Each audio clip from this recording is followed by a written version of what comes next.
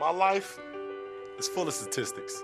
Thing is, I could have dropped out of school and become one myself, but I didn't because I had people that believed in me. Here's another statistic. 7,000 students drop out every school day. That's one every 26 seconds. It's time that students know that we believe in them. Inspire a student and share your message of support at boostup.org.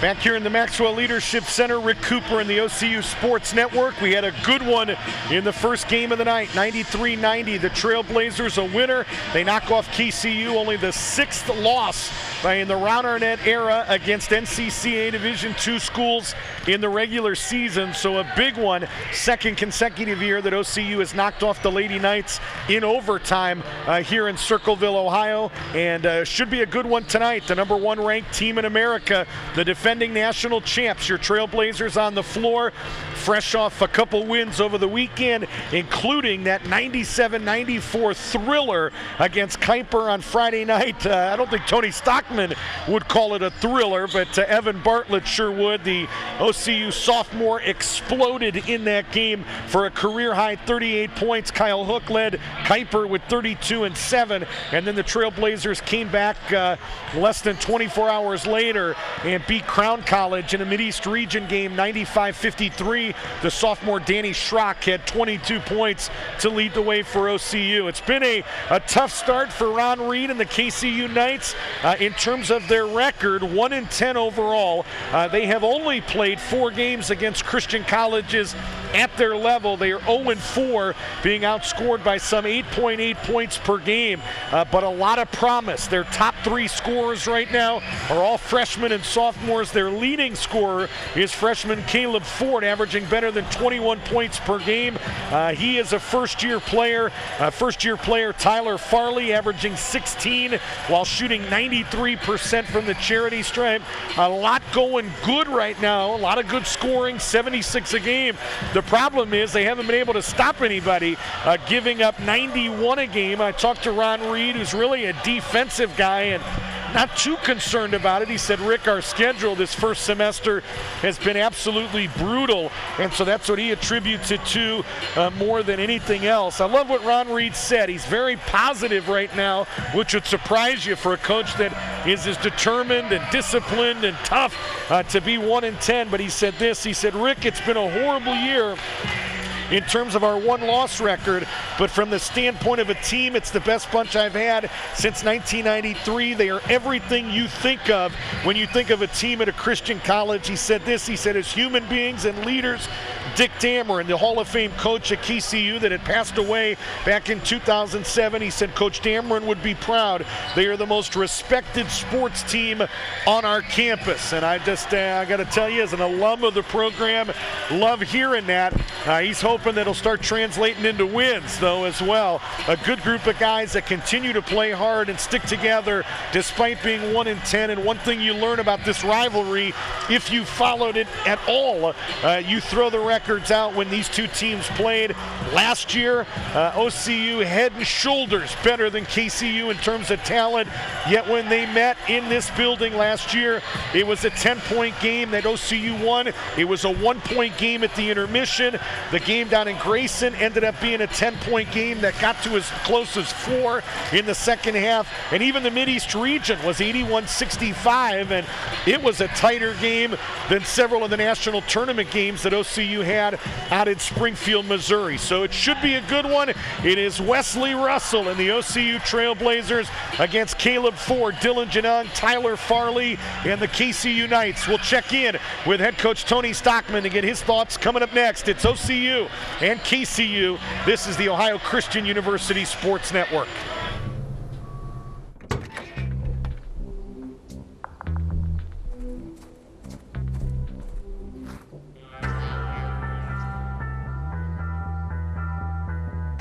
When you throw away money on wasted electricity, you're throwing away everything you could have bought with it. Saving energy saves you money. Learn more at EnergySavers.gov. Back here on the HER Realtors Dan and Donna Daily pregame show, we get you set for the second game of the night between the Knights and the Trailblazers. And head coach Tony Stockman joins us now from OCU. Coached 3 wins last weekend to improve the 9-9 overall. I know there were some bumps along the way, but was it a weekend where this team took some steps forward, do you think? Yeah, I thought it was really good. Definitely the Kuiper game, I think it woke us, well, I say woke us up, but it let us see some of our weaknesses, and then we can concentrate on those and get better, hopefully. Big win Saturday, convincing win, 95-53 versus Crown. Is a big day for Danny Schrock, 22 points. Got to be good to see him get going. He had a tough night against Kuiper on Friday night. Yeah, his thing is confidence. If he comes in the game with some confidence, and we hate sometimes that we have to tell a shooter to shoot the ball, but when he's letting it go, he's usually pretty good. Is he a guy, how has he filled that role? That was obviously handled pretty well by Trey Vaughn a year ago. That was a big question mark coming in. Have you been pleased halfway through the season? Yeah, I would like him to be more aggressive, though. We run plays, and we need them to shoot the shots. They go in or not. We're hoping that they go in more than not, but we need them to shoot those shots to make our offense work.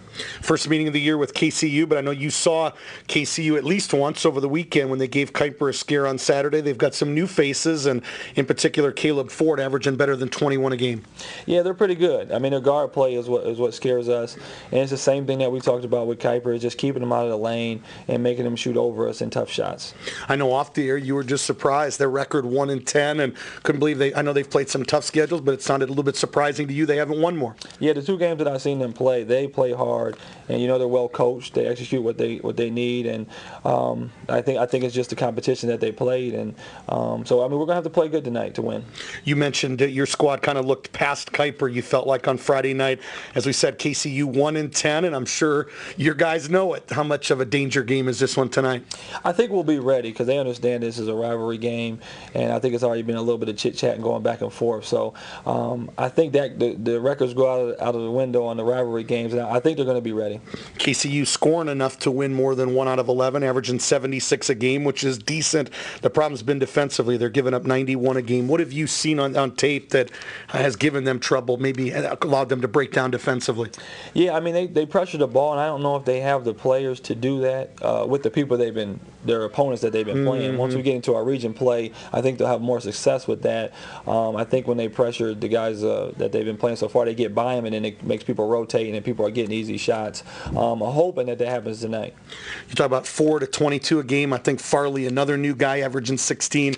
Who gets a start on those 2 guys? It's going to be Evan and Wesley, and those are our 2 guys that focus in on defense and really take pride in stopping people. So I think hopefully they can set the tone early, and then the guys come off the bench can follow the lead. There were a couple guys Friday night that I know you didn't feel like brought their A game, and they had a seat next to you. How did things go Saturday, and what do you expect? How did those guys respond to that bench time on Friday night? Well, it was great. Like I said, it gave me a chance to coach. You love to get the win in a close game, and that we can still listen to me and coach. And they did a great job. First 5 minutes, only 2 points. I think we talked about at halftime that we needed to step up our defense, and that's what we need to work on from the Kuiper game.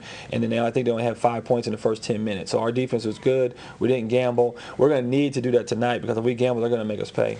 I know one thing that's really been a staple of this team going back to last year with you has been the bench. I mean, what a luxury it is when guys aren't playing well to be able to bring in maybe an 8th or 9th or 10th guy and Chris Little and Kenny Cooper to really hold the fort and get the job done. Yeah, that's the key to our success, I think, having a lot of guys. So if you don't want to show up that day, we have somebody that's going to be ready to play. And I think that pushes the whole team and it raises our level higher. I know you talked, Lawrence going to be out a couple of weeks with that stress fracture in his shin. What's that hole like now? How big is it for Chris Carius, Joe Collier to step up? I mean, I think it's a great opportunity for them.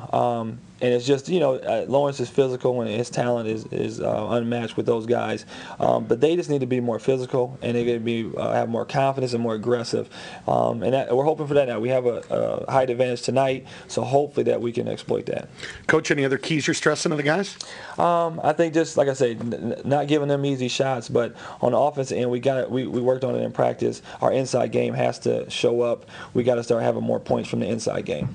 One thing, before we let you go, that I noticed on Friday night, there wasn't a lot of inside out. It was a lot of dribble drive, which set up shooters, which is fine. But is that important to you to get some touches and then set it up with maybe better shots on the perimeter? Yeah, I mean, I love that we do the dribble drive, and I love that getting our shooter shots. But the thing that I'm thinking is we have the advantage at our level. Mm-hmm. We don't have the advantage when we play up. When we have the height advantage and the size advantage, we have to take advantage of that and make teams worry about that. Then if you add in that dribble drive and the pass, then we're going to be unstoppable.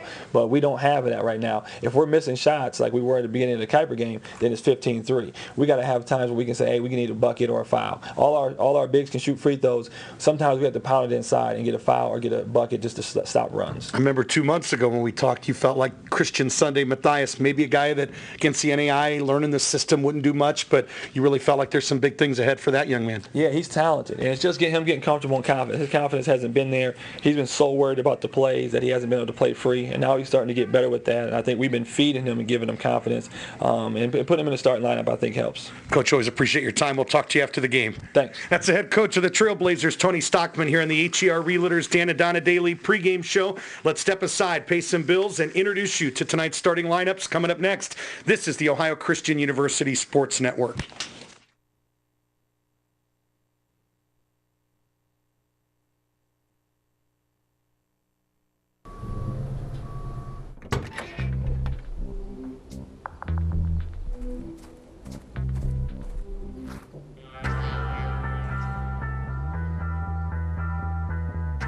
When you throw away money on wasted electricity, you're throwing away everything you could have bought with it. Saving energy saves you money. Learn more at EnergySavers.gov. Hi, I'm Sean Johnson of the 2008 U.S. Gymnastics team. I'm here with our friends from VeggieTales to say, be a player, get up and play an hour a day. Besides gymnastics, how do you stay in great shape, Sean? I love to dance and rollerblade. Cool. You don't have to be an Olympian to be a player. Just do the things you already love to do, like jump rope, ride a bike, or even play freeze tag. Now that's something to live for. Well done! For fun ways to get healthy, visit www.smallstep.gov. Every child is curious. George, look what I found. Turn their curiosity into a lifelong love of learning. That's a periscope. It's one of the most important gifts you can share. Create a curious reader. Oh, you want to build a castle like that one? This is super bedtime reading. Share a book together today. Visit read.gov. My life is full of statistics. Thing is, I could have dropped out of school and become one myself, but I didn't, because I had people that believed in me. Here's another statistic. 7,000 students drop out every school day. That's one every 26 seconds. It's time that students know that we believe in them. Inspire a student and share your message of support at boostup.org.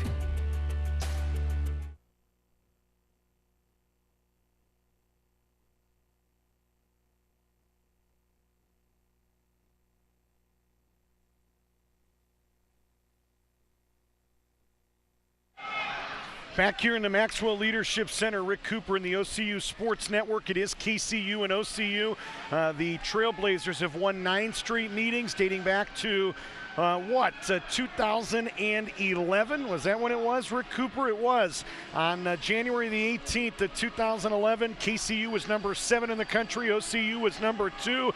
The Knights shot only 29% for the game, but somehow, some way, Blandon Juice Clemens kept them in the game, and he hit a 17-footer from left of center to win it 61-59. That's the last time that the Knights have beaten the Trailblazers some 9 meetings ago. Let's meet tonight's starting lineups. First of all, for KCU, the point guard is Dylan Janung, 5'10 sophomore from Grayson, Kentucky, a tri-captain on this team, averaging 12 points and a team best 4.4 assists. The 2 guard tonight is Tyler Farley, 6-foot junior from Worthington, Kentucky, played 2 seasons at Shawnee State, first year with KCU, averaging 15.7 points, which is number 2 on the team, and 93% from the charity stripe. The small forward is Caleb Ford, 6'3 freshman from Barry Ferry, Kentucky. That's down near Harrison County, Kentucky, near Cynthiana. Got connected via Jeff Kinney, the NCCA's first Maravich Award winner in 1989 from KCU. 6'3" freshman. Ford averages 21.2 points and 6.6 rebounds. Trevor Hunt's the power forward, 6'2" sophomore from Dry Ridge, a second-year player averaging 9 points, number 5 on the team. And Ace Puckett is the man in the middle, 6'3" junior from Olive Hill, also a tri-captain, 9.5 points and a team-high 7.5 rebounds. The head coach is 69-year-old Ron Reed, the 2013 Mid-East Region Coach of the Year. In his 4th season, he is committed to this program through next season. He said, "I will do it for 5 years. Anything after that is bonus time." He was the runner-up for the job when Will Schaus was hired back in 2006. In his 4th year, 47 wins, 54 losses, a winning percentage of 47%. He's assisted by Grady Lowe, wife Joan of 45 years, and 2 daughters, Holly and Joan Michael. For OCU, the point guard is Evan Bartlett at a career-high 38 points in this building. In that 97-94 win on Friday night, he averages 8.5 points, does the sophomore from Huber Heights. The 2 guard tonight is Danny Schrock, the sophomore from Sugar Creek, 22 on Saturday, 6.6 per game coming in. The power forwards are Wesley Russell, the national tournament MVP, team leader in points, rebounds, and assists, 16 points, 8.6 rebounds, 5.9 assists. And the power forward is Evan Mills, 6'5" junior from Pickerington North, 7.7 points and 4.7 rebounds. And the man in the middle, we'll see who they decide to go with. They go with Christian Sunday Matthias, the 6'5" freshman from Nigeria, averaging 1 point and 1.2 rebounds. Tony Stockman, 36-17 in his second year, a 68% winning percentage. He assisted tonight by Ty Manuel and Jamie Batten, Trailblazers in their home gray. Clarence Pauly, the referee, will throw it up. Cindy Underwood and Keith Lewis are your umpires, all 3 of these gentlemen from the Queen City of Cincinnati. KCU wins the opening tip. First look at Dylan Janung, the lefty, the southpaw point guard that joined this team late last season and was a huge factor.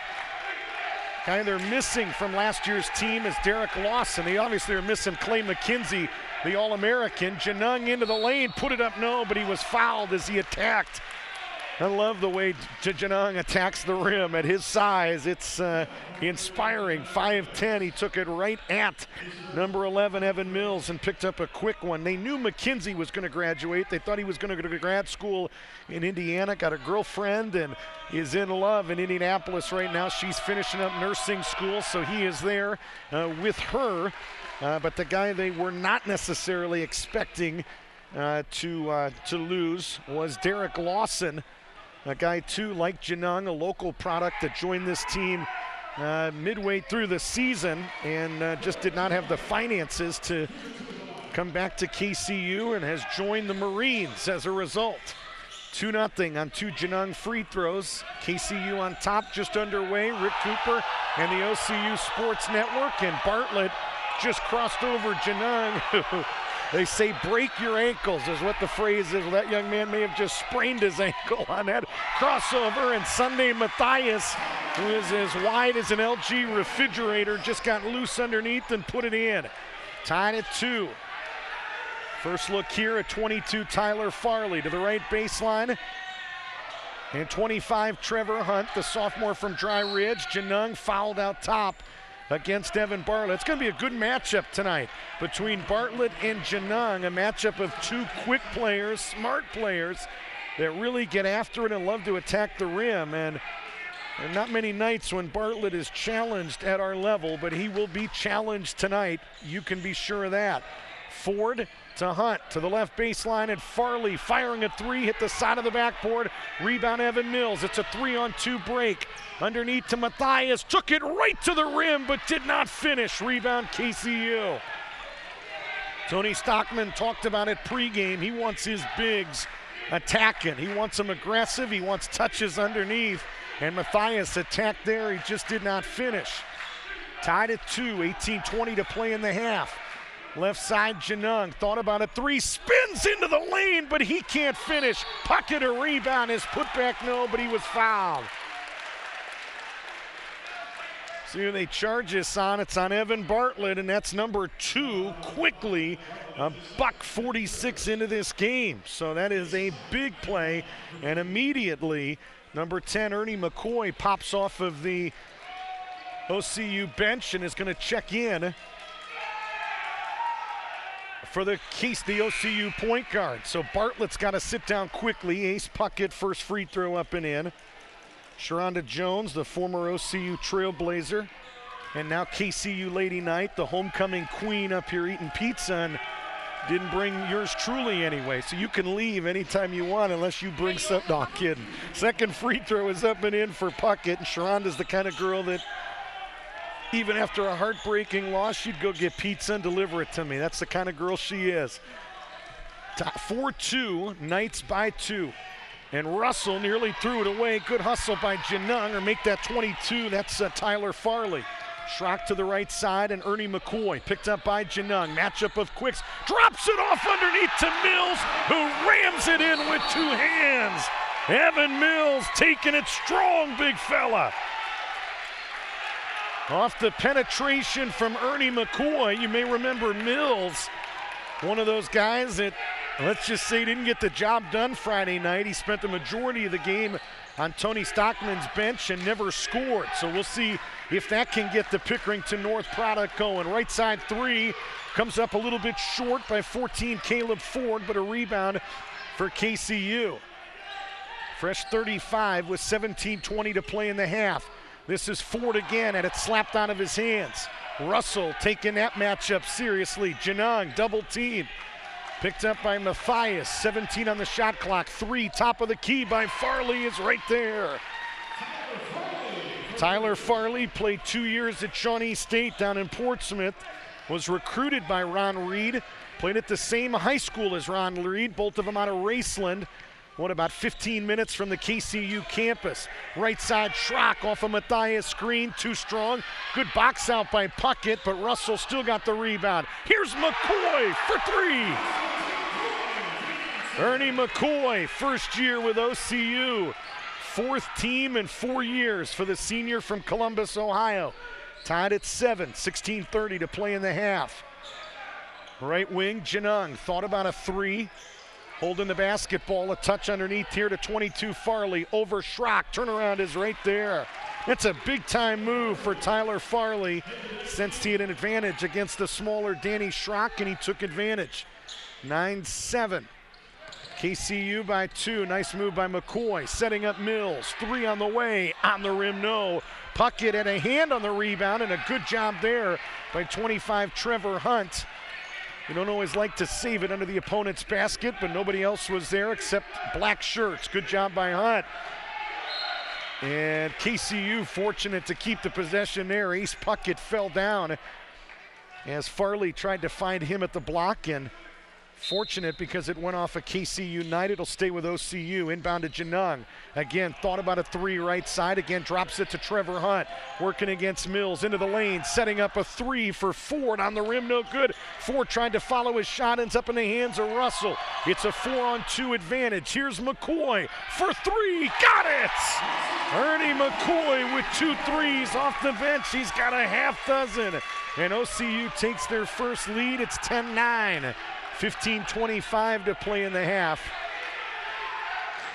Most energetic, most excitement in this building we've had all year. Janung into the lane, and they're going to call a foul on Sunday Matthias.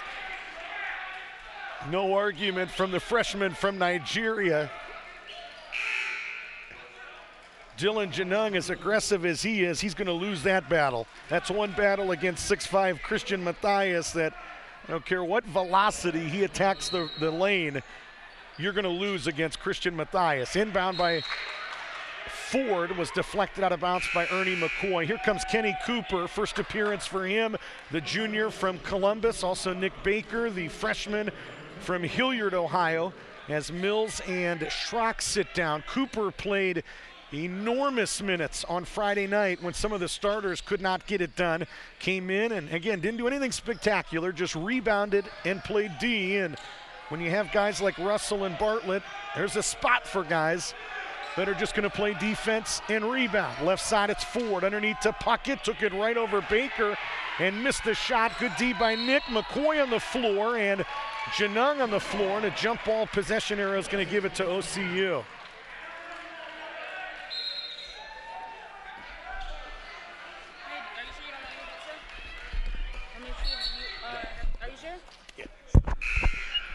Appreciate Sharonda Jones stopping by the KCU Center.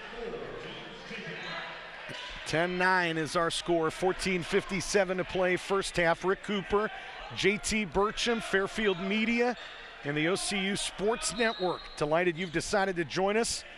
We'll be with you in 3 weeks from Grayson, Kentucky as well. Unfortunately, audio only, unless JT Burcham wants to pile in my Chevy Traverse with the guys and head down to the heart of the parks, Grayson, Kentucky. But we'll do an audio broadcast in 3 weeks. We hope you'll tune in for that one as well. 10-9. OCU by 1. Into the lane, Russell setting up. Baker for 3, no good. Cooper, an offensive rebound. Nobody boxed him out. Underneath Baker. McCoy, left baseline. He's already hit 2 threes. Baker to McCoy for a third 3. Bingo! Ernie McCoy heating up. 13-9, OCU by 4.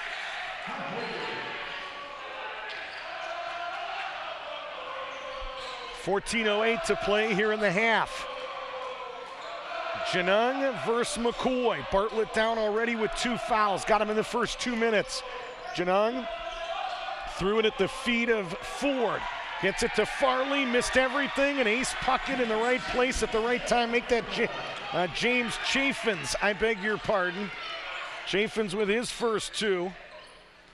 Right baseline, Cooper into the lane, dropped it off to Collier, who got the step and put it in. Junior from Canal Winchester, Joe Collier, in the books with his first 2. 15-11, OCU by 4. Janung lost the basketball as Kenny Cooper helped nicely. It's a 4-on-3 break. Here's McCoy on the rim, no good. Cooper kept it alive, but he kept it into the hands of Chaffins. Good effort by Kenny Cooper, who has been very aggressive of late on the backboards. McCoy to the ground, into the hands of Russell. It's a 2-on-2 break. Russell to Collier, misses the first attempt and cleans up the trash and put it in. Joe Collier with 2 quick field goals. Unselfish play there by the national tournament MVP, Wesley Russell, who gave it up in transition. 3 KCU Knights at the table. Chris Little at the table for OCU. Coming in at the next dead ball. Right side, it's Caleb Ford, freshman from Berry, Kentucky, into the lane. Shot blocked, but Nick Baker going to get called for a foul as well. It's the first on Nick Baker, the freshman from Hilliard-Darby. It's already the 5th on the team here with 12:34 to play in the half. Chris Little will check in after this first free throw. Maybe coming in for Wesley Russell. We'll see. The first one is up and in, and he is. KCU now a perfect 5 of 5 at the charity stripe as 14 Caleb Ford hits. Chaffin sits down, Hunt sits down, Janung sits down. Substitutions, Adam Hopkins, the freshman from Hurt, Virginia, number 15 is in. Who's in as well? Ross Goodwin, second free throw is no good. Goodwin, the sophomore from Mount Eden, Kentucky, second-year player. I'm trying to see who the third guy is. Maybe Puckett is back in as well. McCoy into the lane, dropped it off to one of the OCU frontline players, and he was fouled in the process. The foul is on Adam Hopkins, his first and the team first. Hopkins, a guy that scored better than 2,400 points at a small Christian high school in Virginia. I love when Ron Reed tells stories. He just says, yeah, everybody thinks it's easy. Christian college basketball, Grayson, Kentucky, 2,400 points as Baker just hit a 3. The point of the story was Hopkins, 2,400 points in high school. He's averaging 4 points here in the early going for KCU this season. Nice move by Ford, but he could not finish. Rebound OCU, 20-12 Trailblazers. McCoy, stop, start, dropped it off underneath to Carius. Jump hook, no, but he was fouled and we'll get to. How did McCoy get that pass in there? Foul is going to be charged to Ross Goodwin. It's his first, team second.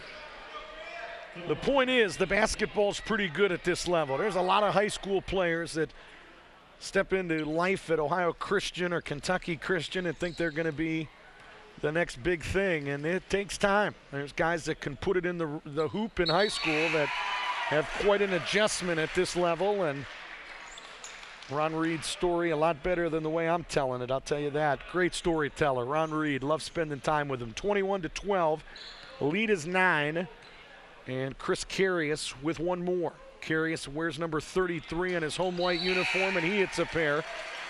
Carius, one of those guys that has been up and down in his first year here. Transferred in from Defiance College. Played a little bit up there, primarily on the JV team, but his best friend was J.J. Smith, who was a year behind him, played together at Westland High School, and when J.J. committed here, Carius was soon to follow. 22-12, lead is 10. Janung left side, guarded by Cooper, off a screen from Puckett, nothing there, goes left wing to 15, Adam Hopkins. He's the young man we told you about that scored better than 2,400 points. Hunt to the right side, and the leading scorer, Ford, who has one here early. Hunt left side, 3 is right there. Trevor Hunt, 22% on threes coming in. Played for a high school coach that was the same high school coach as Blandon Juice Clemens. So he got connected. Little, nobody stopped basketball, and he makes them pay. 24-15, Trailblazers by 9. 11 minutes exactly to play in the first half. Real good crowd here tonight in the Leadership Center. Best we've had, I think, all season long. Top of the key, Puckett, right side Janung to the right baseline Ford. They give him space, and he makes him pay. McCoy was a little bit slow getting there, and even when he got there, he was a little bit too far away. When you're talking about a guy averaging 21 a game and shooting 39% on threes like Ford. Carius was open underneath, but had trouble catching the basketball. Went out of bounds off of one of the Knights. It'll stay with OCU. Cooper will sit down, Baker will sit down. And first appearance of the night for Gary Hoover, the true freshman, also from Westland High School. And Chris Little, the true freshman from Bishop Hartley. Inbound to Hoover, who averages right about a point per game. J.J. Smith averaging 7.8 for Tony Stockman. 24-18, the OCU lead is 6. Shot clock is at 9. J.J. Smith left side, gets off a carry, a screen, and then is immediately tied up by Ace Puckett. And a possession arrow to KCU, and they can tell they're giving JJ a little bit of a couple of guys getting on him, but JJ had to make something happen. Nobody was moving. Shot clock was down to single digits, and at that point, the freshman Smith felt like he had to improvise a bit and ran right into Ace Puckett, who tied him up. 24-18, 10-10 to play here in the opening half. Rick Cooper, JT Burcham, and the OCU Sports Network. Great to have you with us. We'll be with you on Friday as well for the doubleheader between OCU and Johnson, 6 and 8, 5:40 with the pregame. Hunt, who just tripled, going to try to fire a 17-footer here, and he hits. So Trevor Hunt getting confident after a couple jump shots. 5 here early. Hoover to try to answer, and he does with 3 of his own. According to my numbers, it's a first made 3 of the year for Gary Hoover.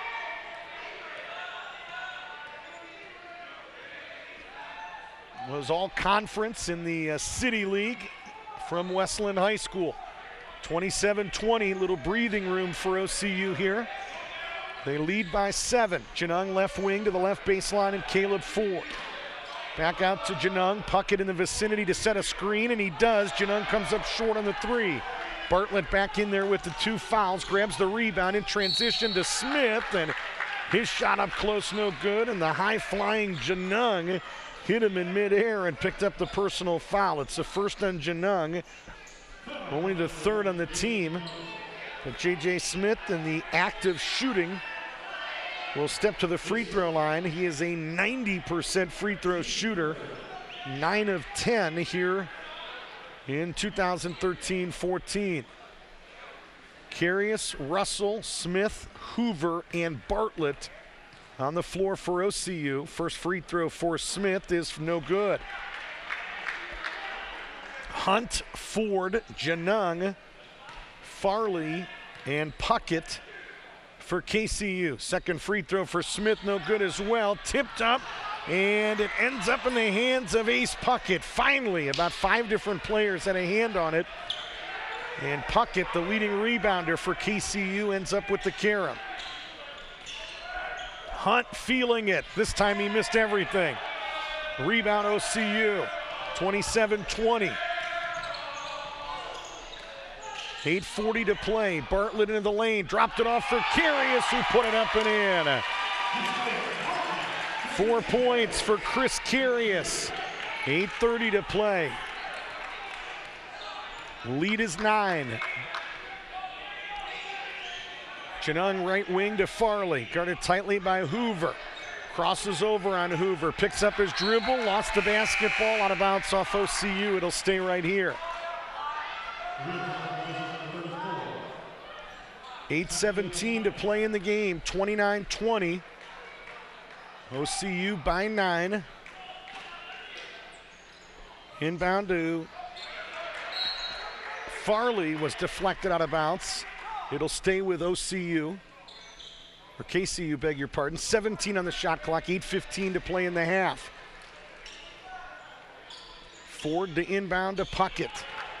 Puckett to Janung, who will set things up here with 10 on the clock. Working against Bartlett, who's playing with those 2 fouls.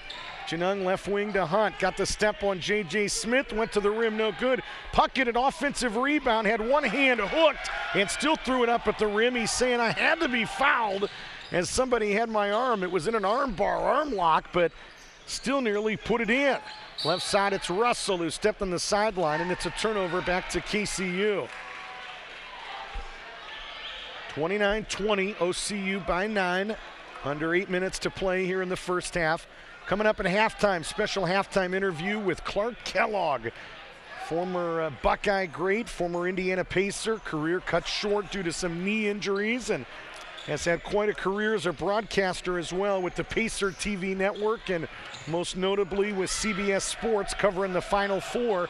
We'll talk to him in a special interview at halftime. He was down here celebrating with the OCU team with their national championship. Had a little devotional with them a few weeks back and had a chance to talk hoops and life and faith with Special K. Right baseline, Ford had to fire up a fadeaway as he was under some trouble, and the shot clock winding down, and Bartlett with a steal against Janung. To the rim, he dropped it in. First points of the game for the sophomore Evan Bartlett.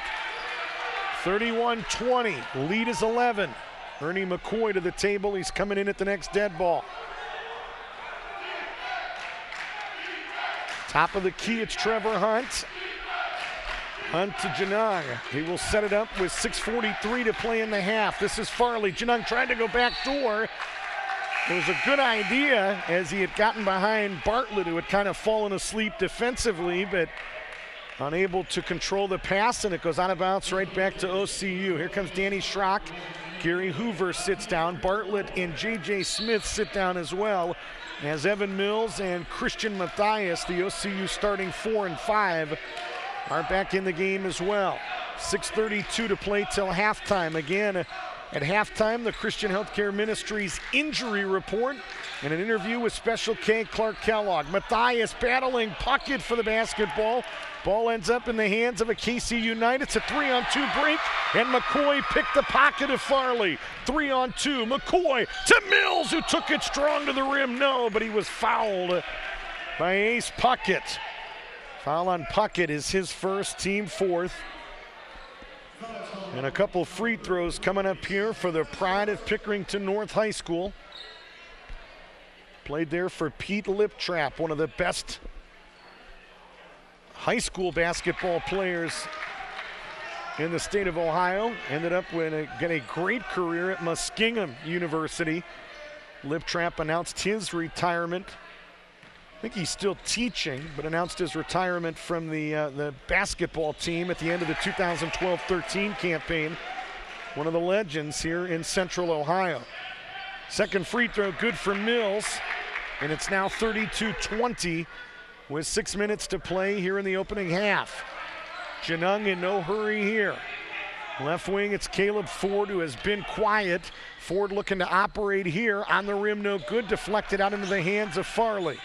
Farley cross court. Ford going to get his best look right here, and he takes advantage. He has a difficulty getting good looks, but offensive rebound, defense in limbo, and it leads to Ford with an easy look on that left wing. Matthias, nice interior pass to Mills, who tried to flush it, missed it. Ace Puckett took a shot to the head.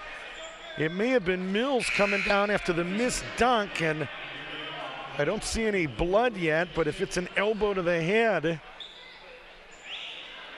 maybe the eye, as Puckett squinting on his left eye, having a little bit of trouble seeing. And the athletic trainer going to come over and take a look at Ace Puckett. So 5:20 to play. 32-23, KCU with the basketball, trailing by 9. Left wing, Genung. 54, James Chafin's in there working hard underneath. There's Ford, who's hit 2 quick ones. So Caleb Ford getting a little bit of rhythm. 9 points here in the first half. 32-25, lead is 7. We're under 5 minutes to play in the first half, and Ace Puckett going to follow the OCU training staff and get a little attention. It's an offensive foul on Wesley Russell, as it was Dylan Genung that met him outside the circle underneath the basket. Foul on Russell. It is number 1 on him. It's number 6 on the team. Collier is in. Matthias sits down. Matthias sits down with 2. Collier back with 4. Mills, Collier, Russell, McCoy, and Schrock for OCU. Genung, Ford, Farley, Chafin, and looks like Trevor Hunt down there on the left baseline, and it is 4:42 to play, opening half. It is Tuesday Night Hoops, presented exclusively by Zoyer and Associates Insurance Agency and the Westfield Insurance Group. McCoy, or make that Genung rather, right side against McCoy, and they're going to say he took an extra step. It's a travel back to OCU. It is Tuesday Night Hoops, presented by Zoyer and Associates Insurance Agency, where insurance just got easier. 448 North Court Street in Circleville. Call 740-474-6023 to learn more. 32-25. 4:20. Schrock thought about a 3 right side, instead into the lane. Drops it off to Mills, who went to a right-handed reverse, and Chafin's in the vicinity, Ford in the vicinity. And they're going to charge it to James Chafin's. It's his first, team 5th. To the line is Evan Mills. Mills, a 71% free throw shooter. OCU 74% as a team. And the first one from Mills is up and in. Trailblazers now 4 of 7 at the charity stripe. And Evan Mills working on a 4-point first half. 4:15 to play in the half. Second one for Mills is good again. So 5 for Evan Mills.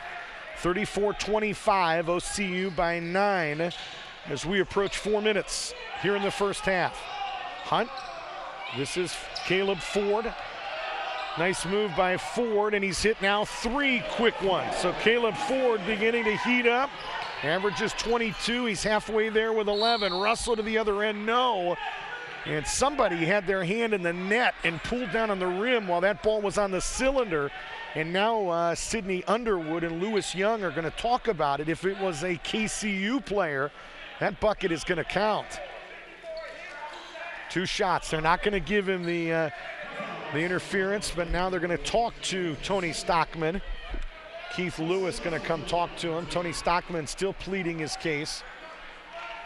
Foul is going to be charged to Chafin's. It's his second, team 6th, and Russell will get 2, and the first one is too strong. So the free throw woes continuing right now for OCU, as they are 5 of 9 from the charity stripe for only 56%. One more for Russell, first team All-American, Region Player of the Year, National Tournament MVP. Quite a run a season ago for Wes. He splits a pair, and it's his first point of this game, and ball deflected out of bounds, apparently off Evan Mills, and Ace Puckett heading back to the KCU bench. And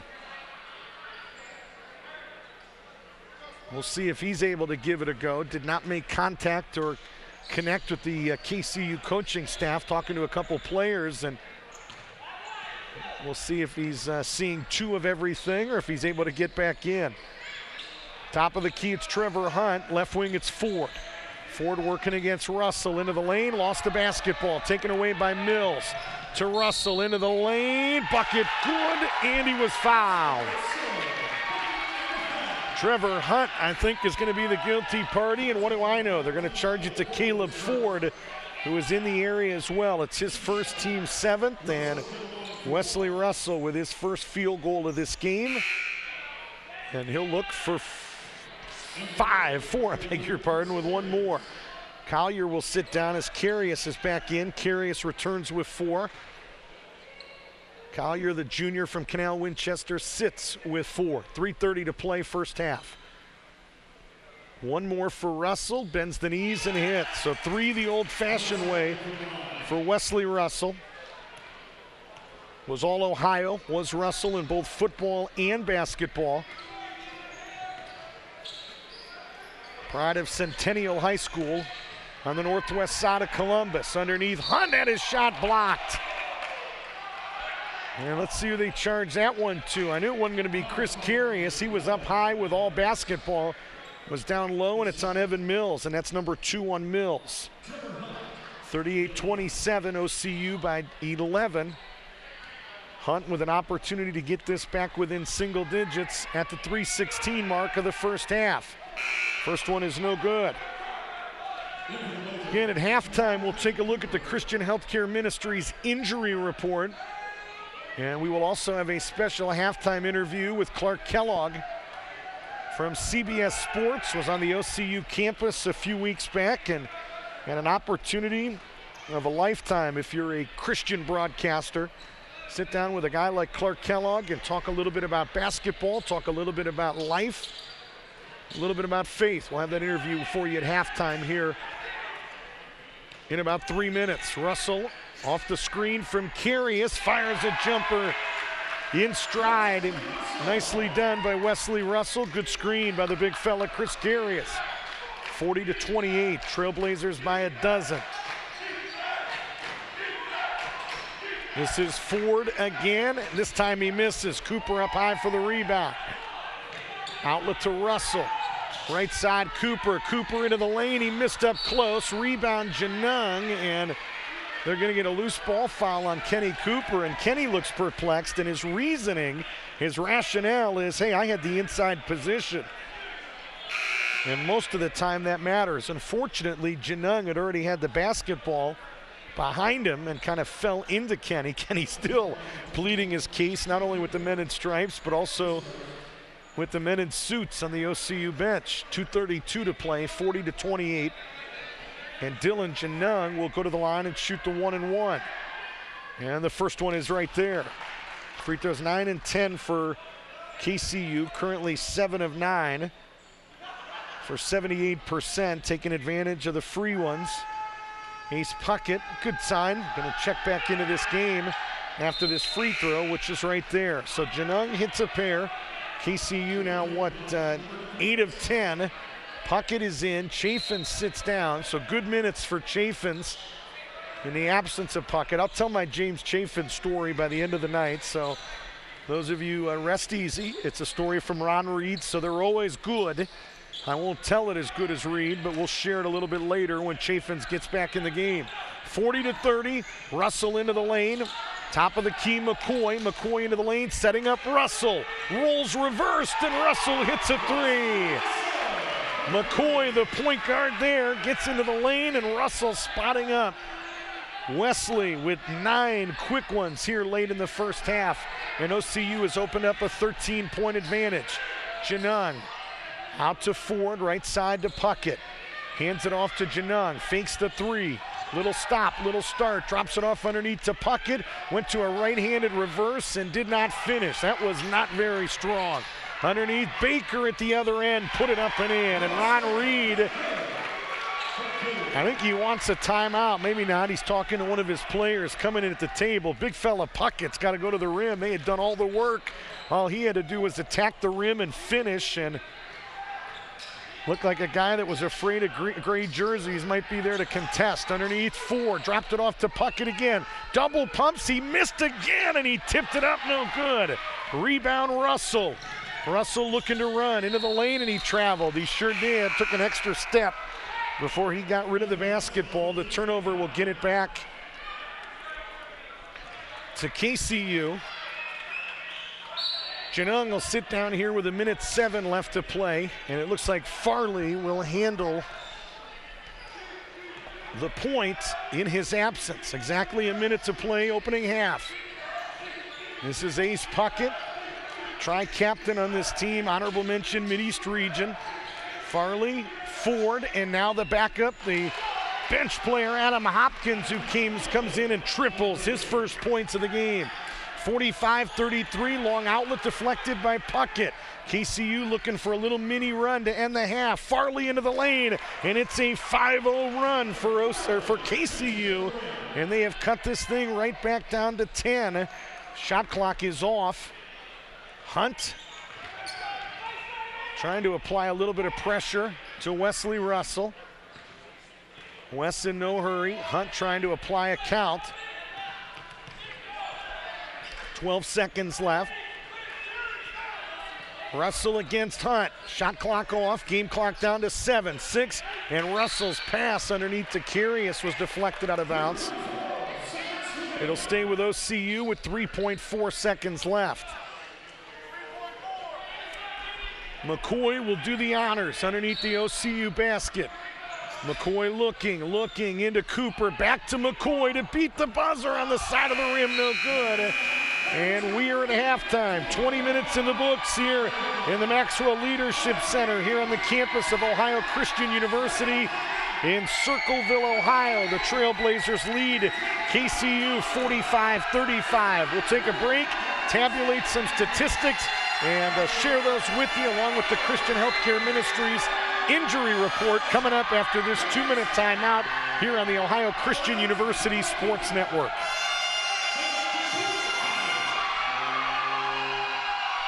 What gets you moving?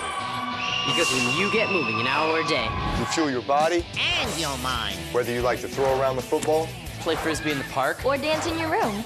Moving every day helps give you a healthy body and mind. And that makes you part of a winning team. Hey, that was my line. Get up and play an hour a day, Doc. Check out how to be a player at letsmove.gov. Head online to get tips on great ways to get moving every day. That's www.letsmove.gov. When it comes to choosing a school, parents who want the best education for their students look for academic excellence, skilled teachers, a safe school that encourages their values. Students want a school with competitive athletics, unique opportunities, and friendships that last a lifetime. Fairfield Christian Academy, the place where parents and students agree. Enrolling now at fairfieldchristianacademy.com.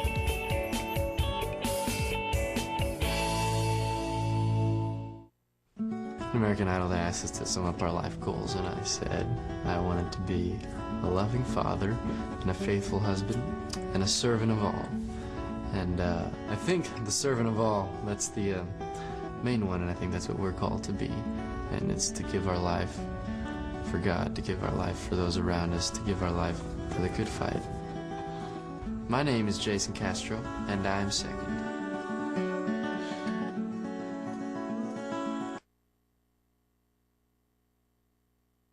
Injury report. It is brought to you exclusively by Christian Healthcare Ministries. Christian Healthcare Ministries is an eligible option for individuals under the U.S. Affordable Care Act, commonly known as Obamacare. To learn more, visit chministries.org. Click the eligible option link. That website again is chministries.org. And for KCU, looking at their injury report, pretty darn good for the 14th of January. Nobody on it on their side. For OCU, Jimmy Horton out, of course, the pride of Cleveland, Ohio, with a torn ACL, a torn meniscus, was a key component to that championship team a season ago, especially defensively. He is out for the year. Stanley Okoye, a freshman, out for the year with a torn ACL as well. And Lawrence Parsons, the last I heard, out about 2 months. So he is potentially going to come right back before the end of the season, but out with that stress fracture in his shin. So, again, that is your Christian Healthcare Healthcare Ministries Injury Report. Biblical, trustworthy, and affordable Christian Healthcare Ministries participation often saves its members at least 60% off the cost of regular health insurance. Join today and see how much you can save. Call 800-791-6225 or visit chministries.org. Let's take a look at some of the scoring numbers in this first half. Caleb Ford with 11 to lead KCU, 7 tonight for Tyler Farley. So expected big things out of those two guys. They have delivered 18 here at the intermission. Trevor Hunt with a half dozen. Dylan Janung with 4, 3 for Adam Hopkins, and 2 points apiece for Ace Puckett and James Chaffins. KCU taking advantage of the free ones at the charity stripe. They were 8 of 10 from the line for 80%. For OCU, they were led in that first half by Ernie McCoy and Wesley Russell. Both of them had 9 points apiece, 5 for Evan Mills, 5 for Nick Baker coming off the bench. Chris Carius, 4. Joe Collier had 4. 3 in that first half for Gary Hoover on a 3 from the baseline. 2 points for Christian Matthias, Chris Little, and Evan Bartlett. In terms of foul trouble on KCU side, James Chaffins with 2, Evan Bartlett and Evan Mills. The Evans with 2 apiece for OCU. The Trailblazers 7 of 11 from the charity stripe for 64%. The women won earlier tonight, 93-90, despite 36 from Tanya Bowens, 25 for the junior Shekinah Alexander to lead the way. And right now, the men looking for their 10th consecutive win against KCU. They lead 45-35 here at halftime. Coming up, we'll talk to Clark Kellogg, the pride of Cleveland, Ohio, arguably the greatest high school player out of the city of Cleveland, maybe the greatest high school player in the state of Ohio. Though there's some young man from St. Vincent, St. Mary that might argue with that, but obviously a former Buckeye great, Indiana Pacer great, and now one of the guys calling college basketball on CBS Sports. We had a chance to sit down with Clark a few weeks back. We'll have that interview for you coming up next. 45-35 OCU. You're watching OCU basketball here on the OCU Sports Network. My life is full of statistics. Thing is, I could have dropped out of school and become one myself, but I didn't because I had people that believed in me. Here's another statistic. 7,000 students drop out every school day. That's 1 every 26 seconds. It's time that students know that we believe in them. Inspire a student and share your message of support at boostup.org.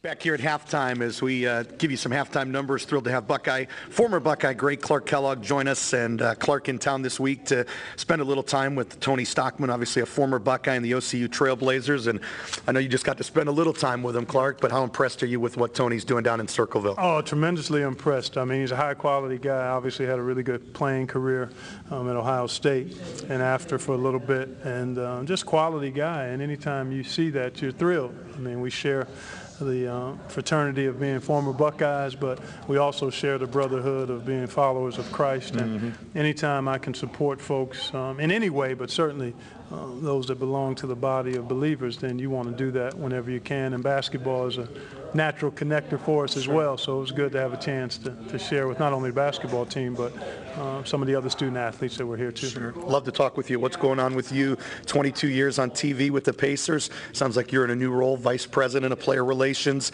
Sounds like another opportunity to kind of do what you just did with some of these guys, to kind of mentor and shape some young men. How rewarding has that opportunity been? Rick, it's off the charts, really, and the organization that I've been part of for now 31, 32 years, going back to when I was drafted by the Pacers in 1982 and got my broadcasting career started with them, first on radio, and they did 22 years of TV after a couple of years of radio, and in my 4th year now as Vice President of Player Relations. So God has given me an opportunity to use all of the varied experiences I've had in and around the game, and even in my life as a husband and a father, to hopefully sow some good seeds of influence and impact in the lives of our players. So I'm thrilled to have a chance to do it, and love the quality of young men that we have with the Pacers, and the commitment our organization is making to trying to serve them and help them develop in every way while aspiring to win a championship. And they're off to a pretty good start as well. Not only quality guys, but can put it in the hoop. Oh yeah, we've got really talented players. We're deep. we're together as a group, and we've got a chance. I mean, we've got a legitimate chance, barring injury, to compete for it all, and that's what Larry Bird and Donnie Walsh and Kevin Pritchard, our senior management team, have put together, a team that's built to compete for the championship, and I'm excited to see how it unfolds. Talking with former Buckeye great Clark Kellogg. Speaking of new roles, a new role this year for you. Yep. I just learned that preparing for this interview. Going to go back to the studio. Greg Anthony going to move courtside with Jim Nantz. How much have you enjoyed that opportunity just to stay involved in the game of basketball with CBS now? Well, it's been phenomenal. I mean, just to have a chance again to be part of the game that has done so much and done so much for me and meant so much to me. And I love it. I'm a fan. And to have a chance to earn a living in something that you're a fan of is really not much work. Sure. So I'm excited about the change. Actually, I'm excited to see Greg in that role, and Jim is fantastic as a partner and as a person. And I'm looking forward to a new dynamic in the studio. I haven't been in there in 5 years, and things have changed since I was last there. So it'll be an interesting opportunity for growth and to see how it shakes out. But I'm ready for it, looking forward to it. I'm going to show my age here a minute. I know you've worked with a lot of legends over the years. Jim Nantz, Vern Lundquist, in my eyes, a guy that as solid as they come as a play-by-play guy. But I'm going to take you back 87 or 88. I guess you had finished your Pacer career. I met you at St. John's Arena. It was an NIT game. You were working with Denny Schreiner at Sports Channel, Ohio. That's right. That was my first partner. Is Kenny the Mouse McFadden and the Vikings against Jay Burson and the Buckeyes in an NIT game some 25 years ago. How has Clark Kellogg evolved as a broadcaster from the guy we saw back in the late 80s? Well, first, Denny was my first partner, and having that opportunity to do Cleveland State games was really kind of the start for me on television. And I basically have grown just in terms of understanding the work involved to be successful as a broadcaster, the film study, and the conversations with coaches and players that help you, and then an appreciation for all parts of the game and the responsibility that commentators have to the game, I think is really important to keep in mind. So I've simply tried to stay current and stay fresh. I like to play around with different phrases, which is kind of my signature when you talk about commentators, but there's no replacement for hard work and enthusiasm and genuine passion, and I've always had those things, and hopefully that's going to continue to serve me well going forward. I'll try to have a little spurtability with this interview, all right? So, you're doing great. One challenge as a broadcaster, imagine as a national guy, is to be objective, and especially when there's fans from certain schools that expect you to kind of give them a little extra love. I think I should probably be asking Nashville resident Kirk Herbstreit, former Buckeye, this question. But seriously, you've done a lot of Buckeye games. How hard is it to be unbiased, to control or contain that love for the Scarlet and Gray? You know, over the years, it's gotten easier. Initially, it was harder.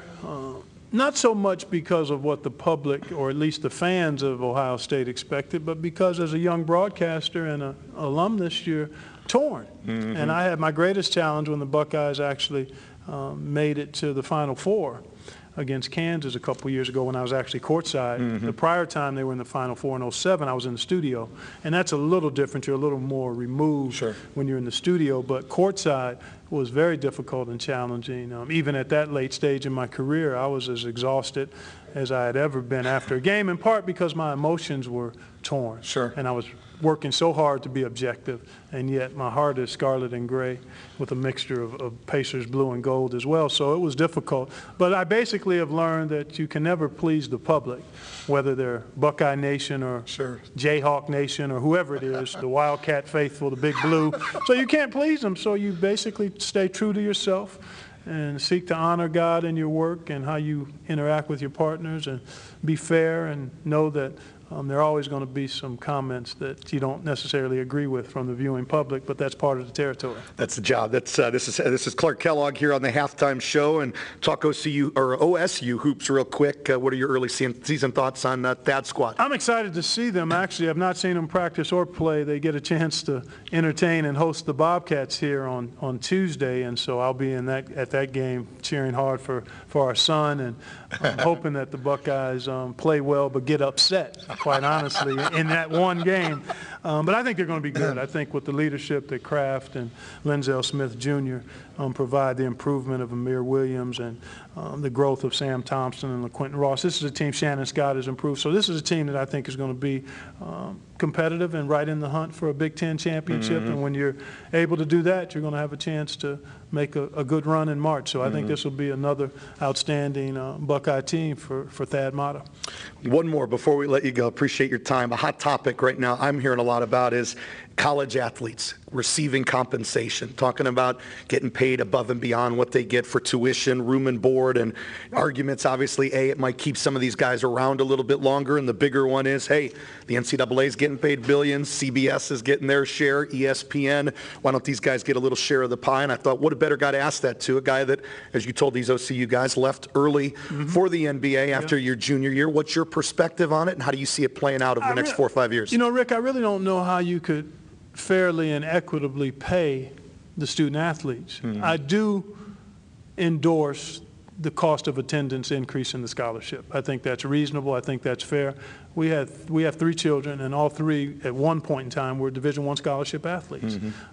And even then, the scholarship didn't cover the full cost of attendance. And thankfully, I was in a position financially to be able to provide a monthly allowance for each of our kids while they were in college, and they were on full scholarship. And so I understand that full scholarships are wonderful and tremendous and something not to ever be discounted or taken for granted.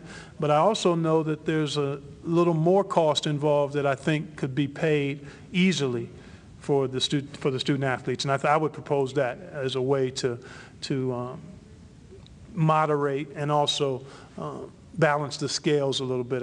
It's not the pros, so I just don't think you go to a full pay for play. But I do think you could adjust the cost of attendance stipend and include that in the scholarship, and I think that would be fair. Is that where they're headed, you think? I hope so. I really hope so. I mean, I think that's an equitable way to, an equitable place to land. I mean, there's some other issues that need to be addressed.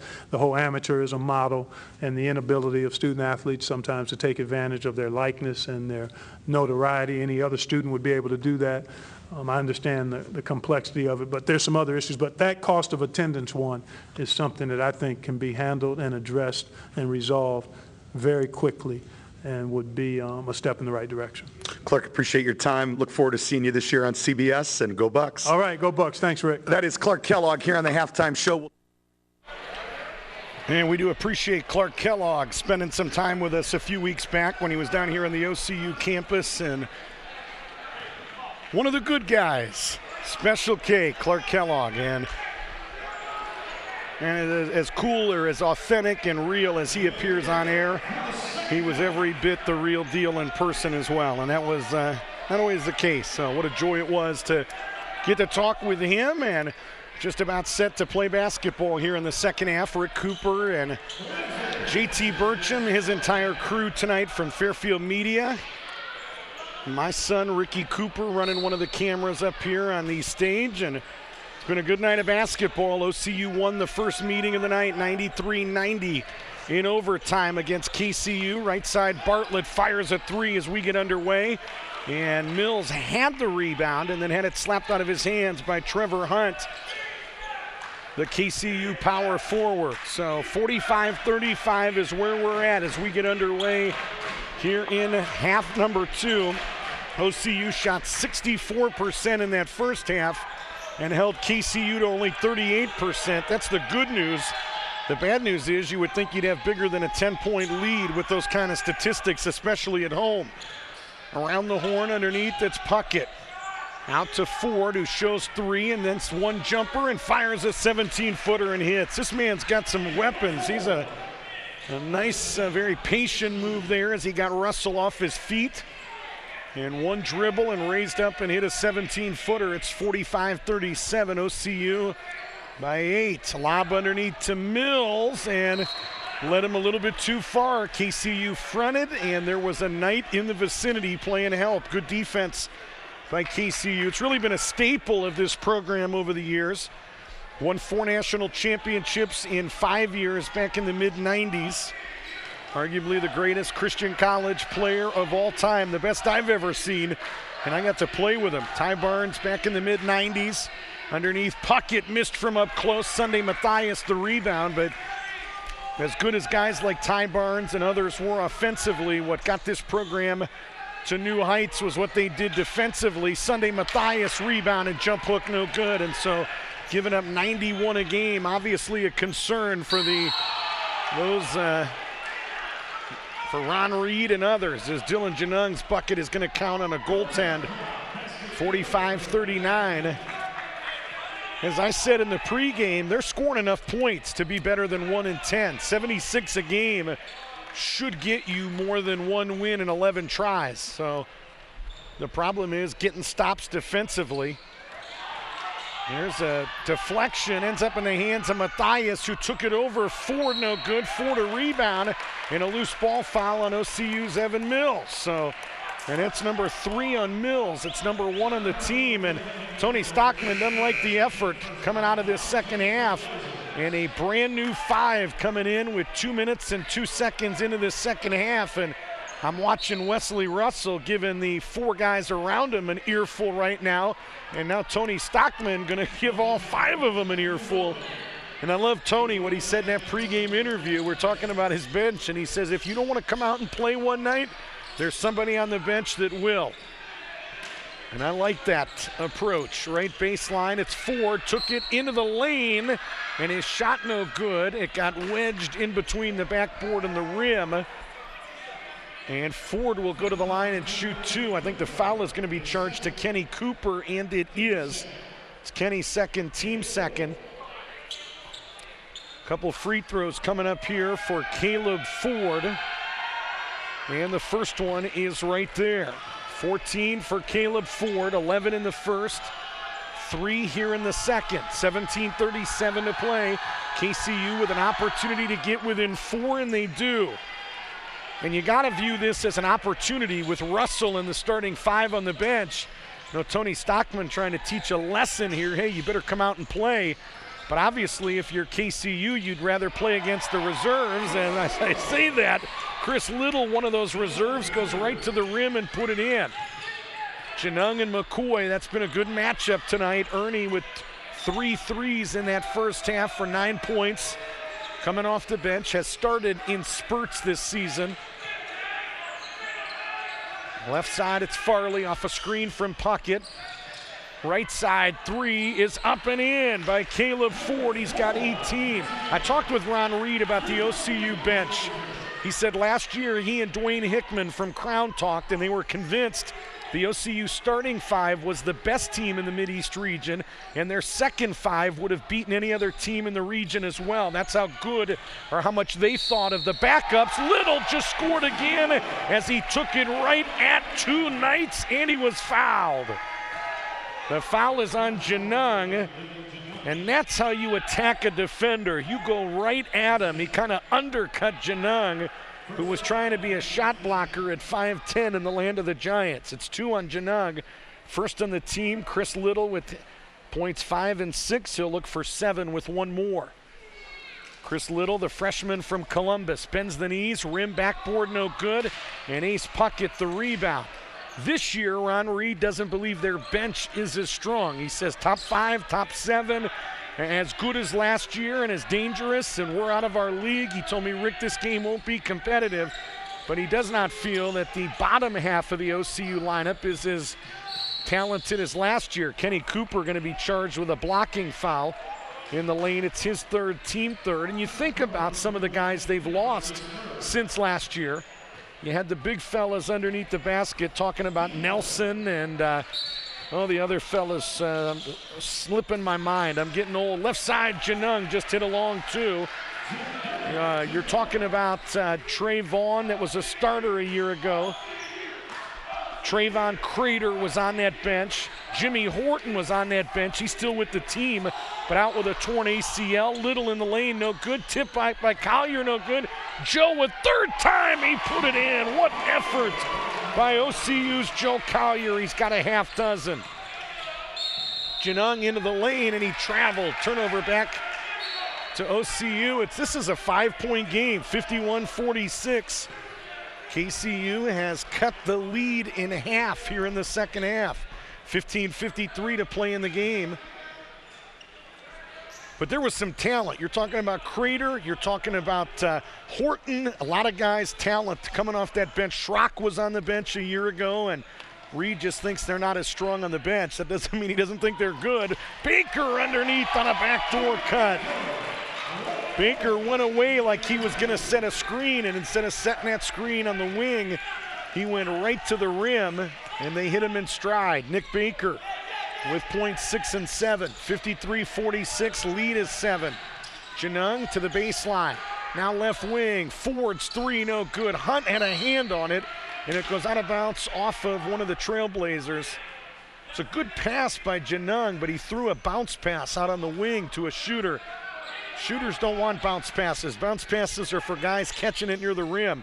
Guys want a straightaway line drive, chest pass, and a reach-in foul going to be called on Ernie McCoy. If you've played basketball, you know exactly what I'm talking about. It's a whole lot easier to get a shot off quickly when it's a nice chest pass right into the square of your body, as opposed to a bounce pass. 53-46. I was never a shooter, so I'm just going on what I hear. 15:07 to play in the game.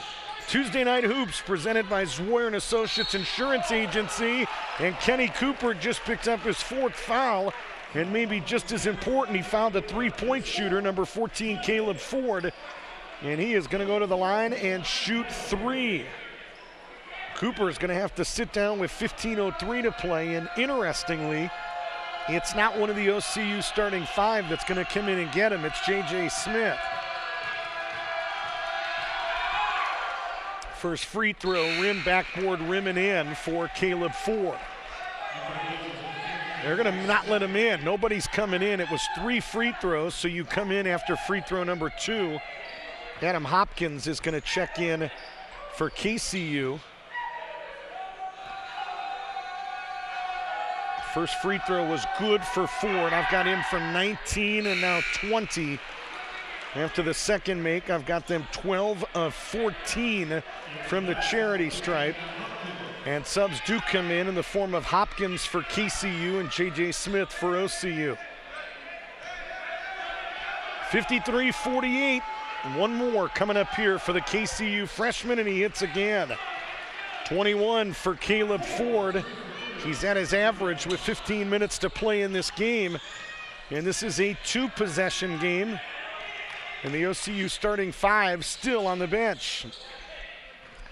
Trailblazers looking to win for the 28th consecutive time against Division II schools and the 10th straight time against KCU. McCoy into the lane, and he was bodied up and fouled. I believe it's 22 Tyler Farley, and what do I know again? It's going to be 33 Ace Puckett.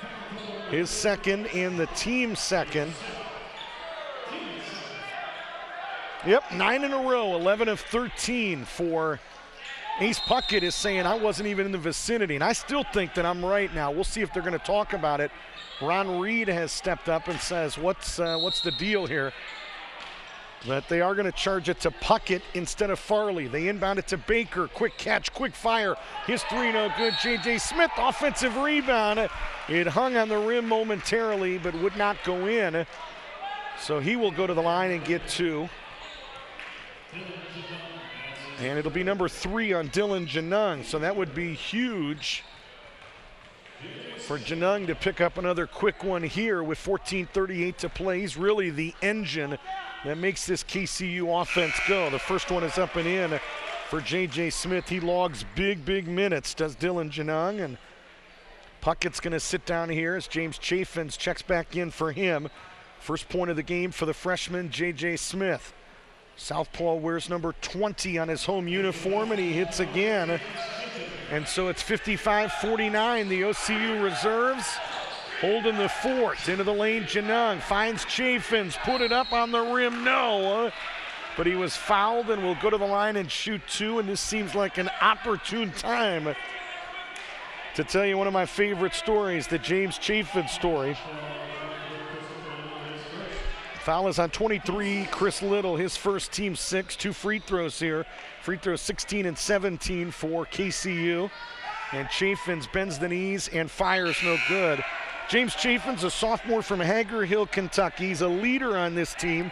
Got a great award, too, by the way, the I Am Third Team Award in honor of Jim Pemberton. First time they've given that award out.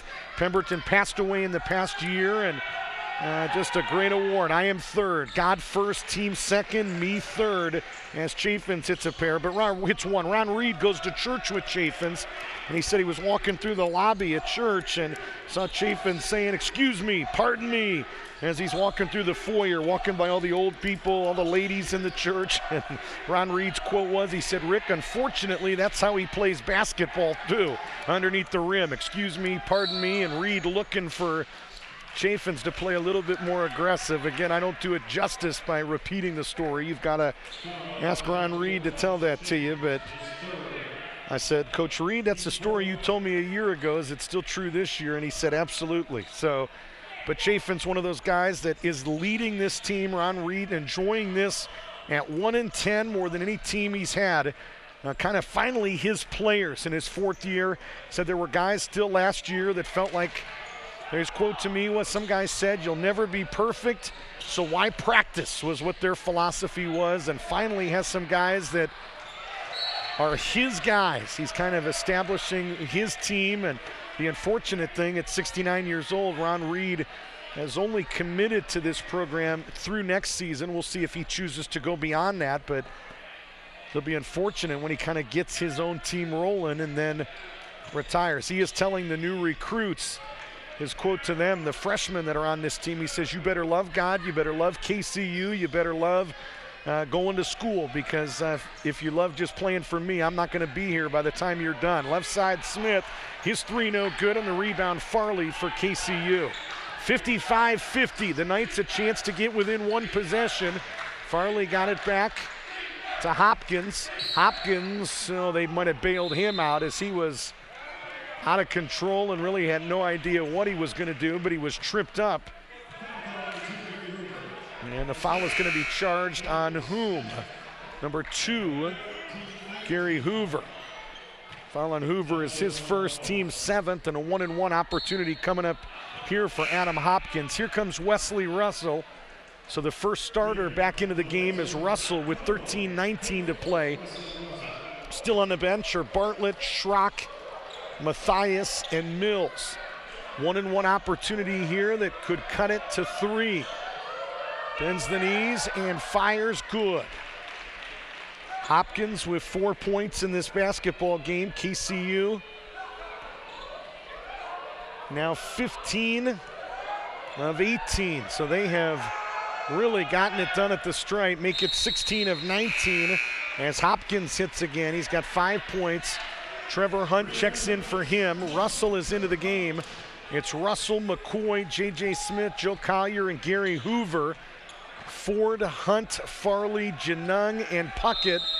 I think Janung just looked over to the KCU bench and said, "I need a blow." He will not sit long. We'll see if Ron Reed brings somebody in. Hand off to McCoy right side. McCoy into the lane, and before he dumped it off to Collier, the bucket is not good. Nope, does not count. He was fouled by 33 Ace Puckett, and that's number 3 on the KCU center. No free throws, 5th on the team, 13:09 to play in the game. It is Tuesday Night Hoops. It is presented exclusively by Zwoyer & Associates Insurance Agency and the Westfield Insurance Group. Zwoyer & Associates Insurance Agency, where insurance just got easier. 448 North Court Street in Circleville. Visit ZwoyerInsurance.com. J.J. Smith just got free on the inbound and hit his first field goal of this game. He's got 4. Shot up close by KCU is no good, and the rebound to Wesley Russell. To Hoover, one dribble. Back out to Russell, denied tightly there by Trevor Hunt. Hunt to McCoy. Russell has been quiet, 9 points. Went much of the first half without a field goal. Underneath McCoy, who was fouled by Farley after he threw a pump fake. He should get 2 free throws. We'll see what they call here. They're going to say no shot, foul on the floor. And the foul is going to be charged to Farley. First on him, 6th on the team, and Ron Reed wants a full timeout with 30, I beg your pardon, with 12:37 to play in the game. It is Tuesday Night Hoops. It is presented exclusively by Zwoyer & Associates Insurance Agency and the Westfield Insurance Group. They have been specializing in insurance services for auto, home, commercial, and life since 1871. To learn more, call 740-474-6023 or visit ZwoyerInsurance.com. JT, let's take a quick look at the Christian Healthcare Ministries injury report. They are biblical, trustworthy, and affordable. Their participation often saves members at least 60% off the cost of regular health insurance. Join today and see how much you can save. Visit chministries.org. For OCU, Jimmy Horton out for the year with a torn ACL.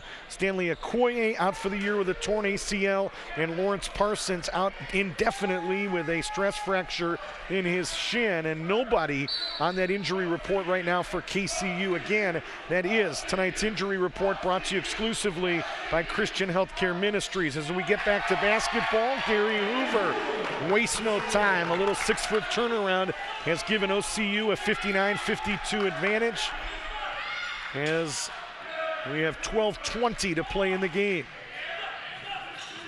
Caleb Ford on the right baseline. Out top of the key, Farley. Left baseline, Janung. And Janung stepped on the baseline, but right before that baseline referee could call, he literally was pointing to the baseline, had blown the whistle, talking about Sidney Underwood.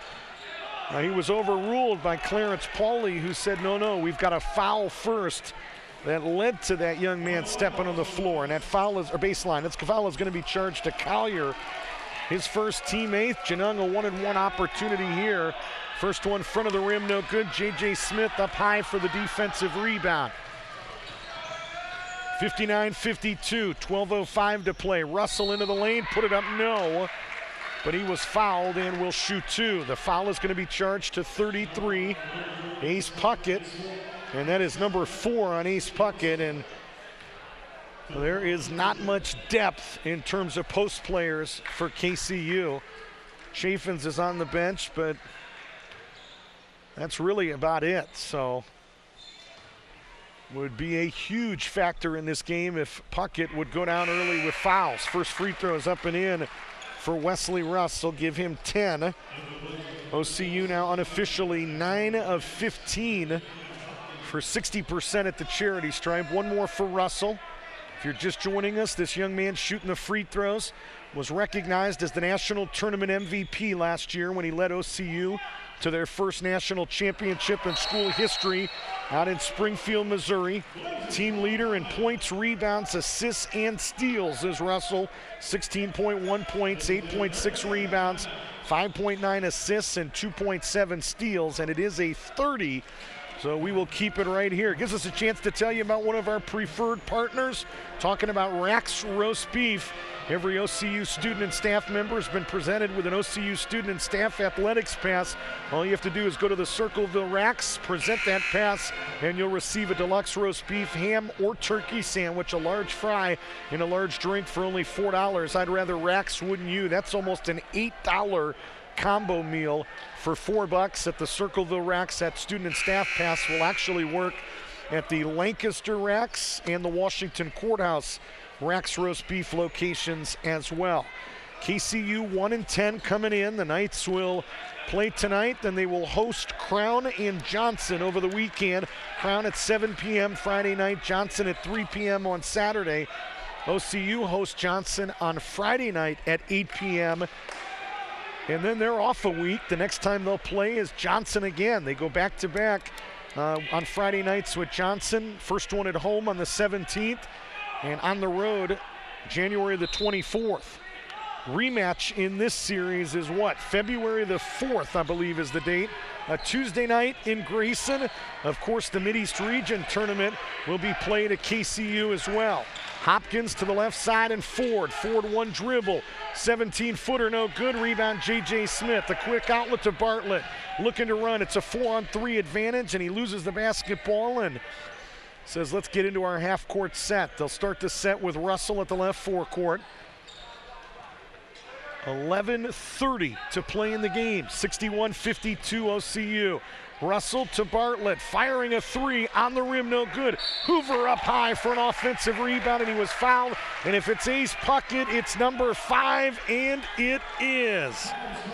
Ace Puckett has fouled out of this game with 11 minutes and 23 seconds to play, and OCU leading 61-52. And you know how sometimes you say, where's a team going to get points? I want to know where this team is going to get rebounds right now. I mean, you look at Christian Matthias, who is as wide as the refrigerator in your kitchen, and I want to know how somebody is going to box him out and get a rebound against him that's wearing black right now. First free throw is up and in for Gary Hoover. He'll have one more. Teams ran down the floor like that was the second, but it was the front end of a 1-and-1. 62-52, the lead is 10. One more for Hoover. Front of the rim, no good. Russell, an offensive rebound, and he traveled. Turnover will give it right back to KCU, and I would say this, doesn't take a Rhodes Scholar to make this statement, but the next 4 or 5 minutes going to be critical if you're watching this game down in Grayson, Kentucky. If KCU can get to the 5 or 6 minute mark and be down 6, 8, 10 points, they've got a chance, but OCU going to try to blow the roof off of this game, blow this game wide open right now. Right side of Hunt with a big three, and he hits it. Trevor Hunt quiet after a couple threes early in that game, or 1 3, I should say. Had 6 points in the first half. Hit a couple big jump shots and a free throw, and has 9 now after the triple there. Russell against Ford into the lane. No, but he was fouled. And he will shoot 2. And I think Caleb Ford looking at his teammates and saying, gentlemen, where's my help? He got down in a stance, was chopping the feet, moving about as fast as he can. And the rest of the Knights need to remember he's guarding the national tournament MVP and a first-team All-American, and going to need a little bit of assistance. And he didn't find any as Russell went to the rim. J.J. Smith going to sit down as Danny Schrock's back in. Evan Mills back in as well as Gary Hoover will sit down. Russell going to go to the free throw line and shoot the 1-and-1. Wesley working on an 11-point night, bends the knees and fires good. So he's got a dozen. 63-55 OCU by 8. With 10:47 to play in the game. Ace Puckett, the starting center for KCU, already down with fouls. Fouled out at the 11:23 mark. Second one by Russell is no good. And Trevor Hunt snags the defensive rebound. Chaffins is on the bench, which is interesting that Reed didn't go with him to replace Puckett, going with a small athletic lineup right now.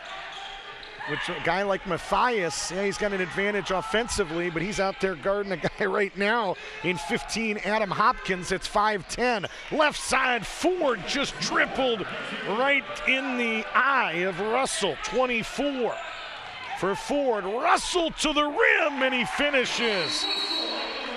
Russell with 14. Trevor Hunt was a day late and a dollar short on the help defense, and I think he knows it. You can see it by his reaction coming to the bench.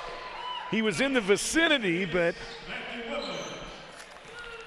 I'm coaching a 5th and 6th grade basketball team. It starts this Thursday night, and I was talking to one of the referees. One of the things I hate about youth basketball is they don't let you play help defense. Anytime I try to teach help defense, like I learned under Dick Dameron and Eric Sudlow, all the parents in the crowd and the other coaches start whining that it's a zone defense, which it's not. And so I had to get out of upward basketball and go into a place where they know a little bit more about hoops. And as I was talking to the referee that's going to ref our games, I said, sir, what's your philosophy? Do you allow help defense? And he said, yeah. He says, well, the rule is you've got to be in the lane when you help. And he, as we talked about it, he said, I know that's too late to meet a guy in the lane with help defense. Actually, you need to be a step outside the lane, so they give a little bit of grace. But the point is, help defense isn't help if you meet a guy in the lane. You've got to be a step or two outside the key when you come over to provide that help. And that's what I'm going to teach my 5th and 6th graders, and Trevor Hunt can come and join me for a little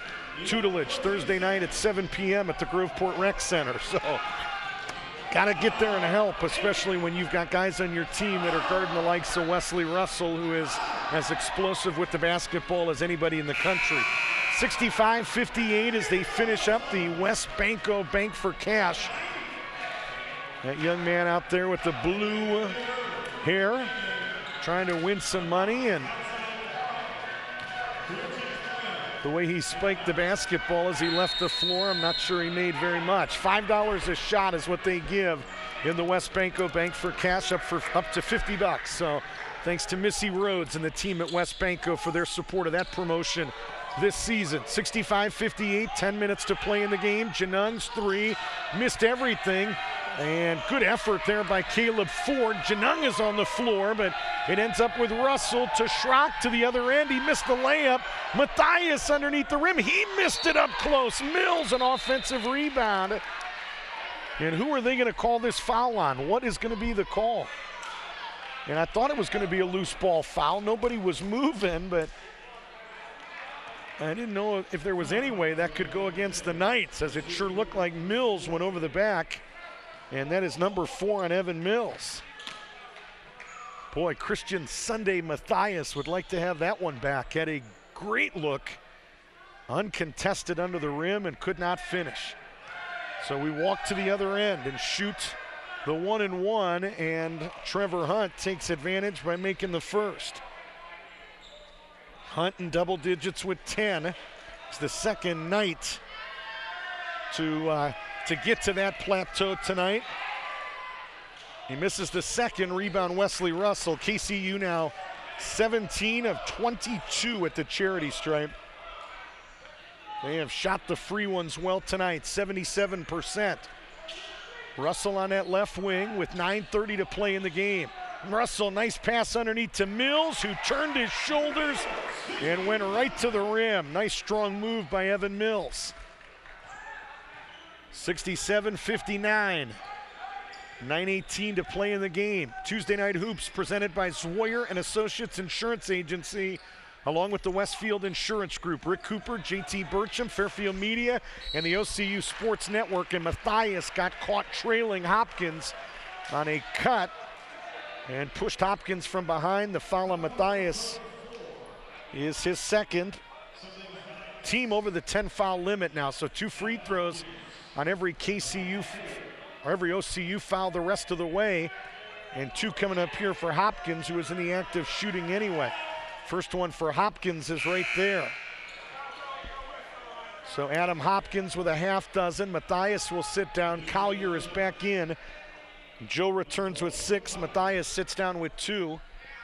Tony Stockman really was counting on those 2 guys to be aggressive underneath and really kind of set the tone in this basketball game. Collier has done it in phases. Matthias has struggled tonight. 67-61. 9:02 to play. Bartlett to the right wing and Wesley Russell. Back to Bartlett, the sophomore from Huber Heights Wayne High School. Underneath to Russell, who was open, didn't shoot it. Instead went to Mills. Now back to Russell. 17-footer is perfect. 16 for Wesley Russell. Lead is 8 for OCU as we near 8.5 minutes to play. Knights continue to hang around. Hunt left side 3, no good. Schrock had it, and it ends up in the hands of Russell for OCU. Russell looking to push. Russell into the lane. Put it up, no. Mills had a hand on it, but Trevor Hunt the defensive rebound. Hunt to Farley. Farley to Janung. Janung into the lane. Took it strong. Put it up, no, but he was fouled, and he will shoot 2. The OCU fans want to travel. And again, we call it like it is up here. It looked like just a pretty strong move and a good jump stop by Dylan Janung. The foul on Schrock is his first. Team over the limit, and Dylan Janung, 64% free throw shooter. We told you Janung's number is down this year. It must be a point guard thing at KCU, as Bowens, the KCU point guard for the women, has had her three-point percentage go way down this season. And Dylan Janung shooting 19% from three-point range. He was a 42% free throw shooter, 42% three-point shooter a year ago. 10 for Genung, 69-63. OCU clinging to a 6-point advantage. 8:05 to play in the game.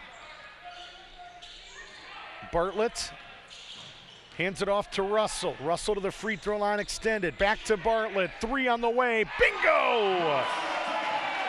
Evan Bartlett shooting it about as well as he has as a Trailblazer in his first year and a half at 38. A career high on Friday night in that shootout win, 97-94 over Stan Jeske and Kuiper. And shooting it well tonight. Right side 3 by Ford answers the call. 27 for Caleb Ford. As we said pregame, got connected to KCU through Jeff Kinney, former All-American at KCU, good friend of mine that was the NCCAA's first Maravich winner in 1989. Collier went to a right-handed reverse after a nice pass to the post and dropped it in. But yeah, Ford from that same area down in Harrison County, Cynthiana, Kentucky, and Kinney got he and Ron Reed connected. The rest is history, and I bet you Ron Reed glad they did connect, as Ford a good-looking freshman. 74-66. Farley left baseline, dropped it underneath to Genung. In the land of the Giants, it doesn't matter. Genung is fearless in the lane. He's got a dozen. Russell right side, Bartlett, another 3 on the rim, no good. Collier kept it high, his putback no. Partially deflected into the hands of Ford. 74-68. Ford tried to raise up, he felt like he was fouled, nothing called. Bartlett and Russell. Russell into the lane, had it stripped away by Farley, and they're gonna call a travel on Wesley Russell as he jump stop into the lane. And Dylan Genung talking to the men in stripes right now. He's not happy about something. Talking to the lead referee, Clarence Pauly. And Caleb Ford not too happy at the other end as well. Felt like he was fouled as he went up. Tuesday Night Hoops presented by Zwoyer and Associates Insurance Agency and the Westfield Insurance Group. Special hello tonight to Dan and Christine Boyle, and children Kevin and Courtney Boyle, watching in Seven Hills, Ohio. Former hometown of John Demjaniuk. You can Google him. Also Debbie Rydell in Berea, Ohio, watching tonight. We say hello to them on the OCU Sports Network. And good hustle by OCU, and in particular Ernie McCoy, that ended up in the second row of the student section trying to fire that basketball off a night, and it worked. 5:57 to play in the game. The Christian Healthcare Ministries post-game show is coming up. We'll check in with Tony Stockman. We'll select a player of the game, go over the final statistics and much more. A packed Christian Healthcare Ministries locker room wrap-up coming up after the game here on the OCU Sports Network. Little right side to McCoy. McCoy, little shake and bake, fires a 17-footer, no good. High-flying J.J. Smith, an offensive rebound. Here's Little from 15, no good. And finally, KCU grabs a defensive rebound. Trevor Hunt to the table. He'll check in at the next dead ball. 3 on the left side by Hopkins is no good. Outlet to McCoy. McCoy looking to run. 2-on-2 break. McCoy to Cooper, who finishes up close. First field goal of the game for the junior from DeSales High School. Kenny Cooper, and Ron Reed wants a full timeout. Tuesday Night Hoops presented by Zwoyer and Associates Insurance Agency and the Westfield Insurance Group. Quality protection, superior customer service, the lowest insurance rates with coverages tailored to your specific needs. You can learn more by visiting ZwoyerInsurance.com. Zwoyer and Associates Insurance Agency, the official insurance agency of OCU Athletics.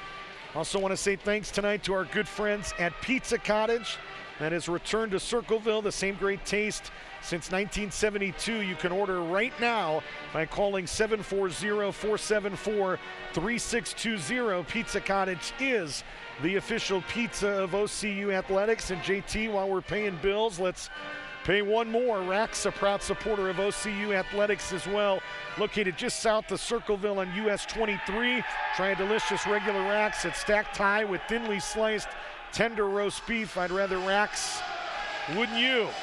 Our next broadcast Friday night, JT Burcham, Fairfield Media, will be back here with us as Johnson University out of Knoxville, Tennessee, will be here. A men's and women's broadcast beginning at 6 p.m. with the women, 8 p.m. the scheduled tip time for the men, 5:40 with the HER Realtors Dan and Donna Daily pregame show. There's a look at Tony Stockman in the huddle right now, the second-year head coach. Former Buckeye great, was also named Mr. Basketball back in the state of Ohio out of Medina High School on the southwest side of Cleveland, won that award in 2000.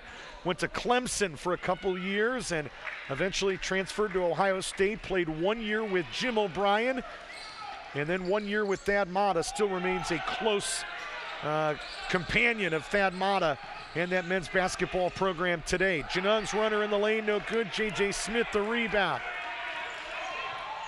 Smith to McCoy. McCoy between the legs. Drops it off underneath to Cooper, who double pumps and scores again. Kenny Cooper with 4 quick ones.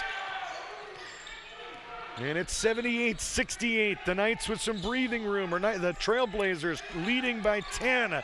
Looking to win for the 10th consecutive time against KCU. And that's a bad shot by Ford. He missed everything. Good hustle by Trevor Hunt, but he's late getting down the floor. It's a 5-on-4 advantage. McCoy, Cooper, back out to Little. Thought about a 3. Instead to McCoy. And OCU in no hurry here with 4:05 to play in the game. 18 on the shot clock. Trailblazers lead is 10. Collier to Little on the right side. Top of the key, Cooper, who's hit 2 field goals late in this second half. It's been a big spark as he was on Friday night. J.J. Smith to Cooper, who put it up again. And he was fouled. Score the basket for Kenny Cooper. Foul is on Dylan Janung. It's number 4 on the KCU point guard. Points 5 and 6 for Kenny Cooper. He'll look for 7 with OCU's 20th free throw of this game. Trailblazers 12 of 19. And the free throw is up and in. 13 of 20, 65%. Kenny Cooper with 7 in this game. And he forces, I thought he forced a turnover. Apparently it went off of Cooper.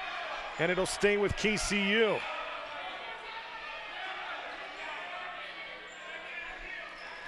(81-68). Trailblazers by 13.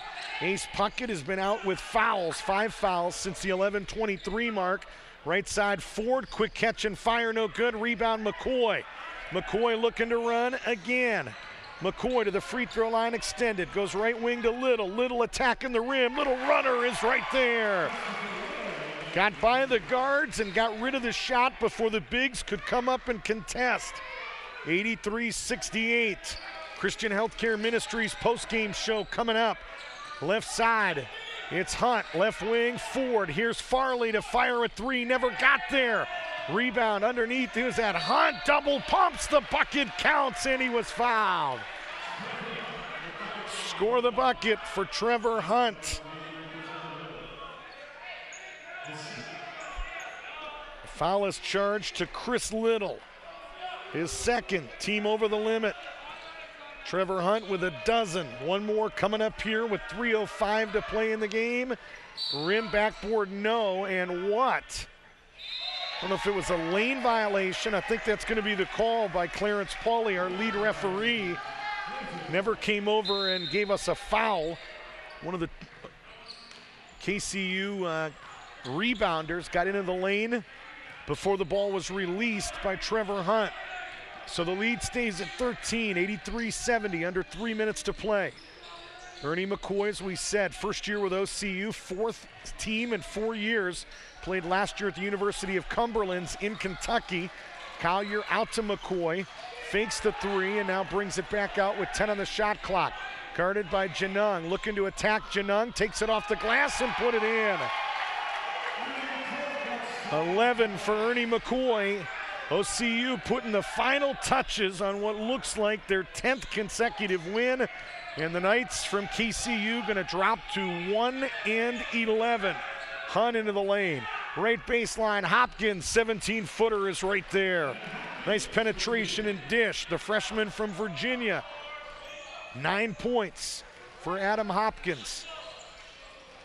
OCU looking to go to 10-9, 3-0 in the region.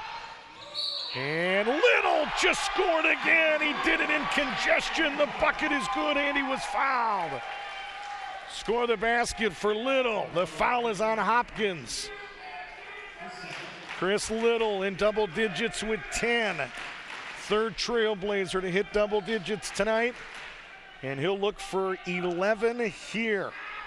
Little hung on the rim and dropped in. Chris Little, big minutes off the bench tonight. 88-72, 16-point advantage, and a blocking foul is going to be called on Ernie McCoy. They're going to gesture, actually, it was a hand check. Second on McCoy, team over the limit, so Dylan Janung will get 2 regardless of what he does here on free throw number 1. Minute 53 to play in the game, 88-72. Janung bends the knees and hits.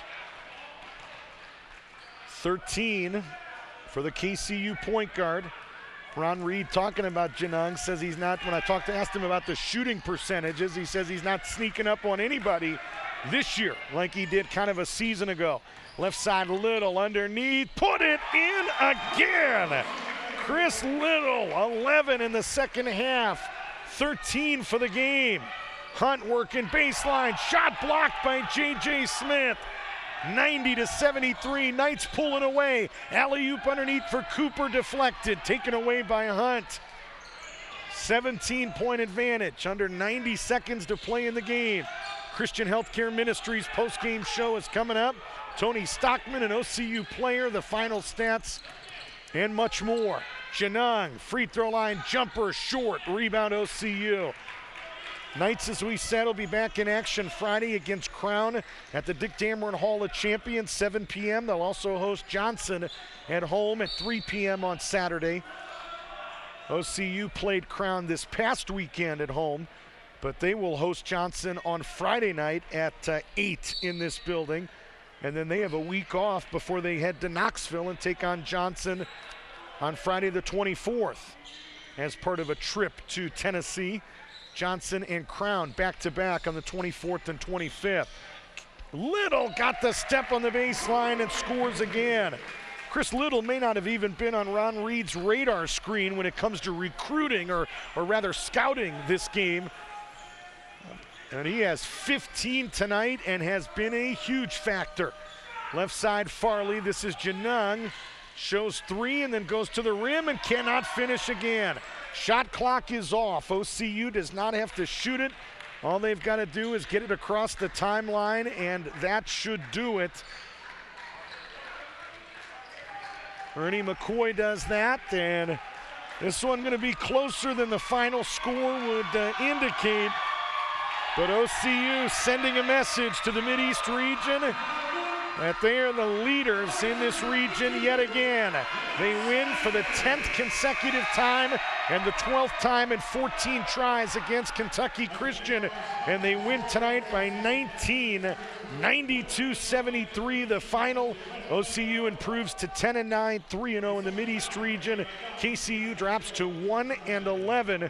It is their first loss. They drop to 0-1 in Mideast region play. Coming up, the Christian Healthcare Ministries post-game show. We'll take a look at the final statistics. We'll chat with Tony Stockman, and we will select tonight's OCU player of the game. All that is coming up after this timeout. The Trailblazers a winner, 92-73, and you watched it here on the OCU Sports Network. All right, guys, we gotta be smarter about what we bite on, okay? I want everyone to go outside. We're gonna run Red Rover on 3.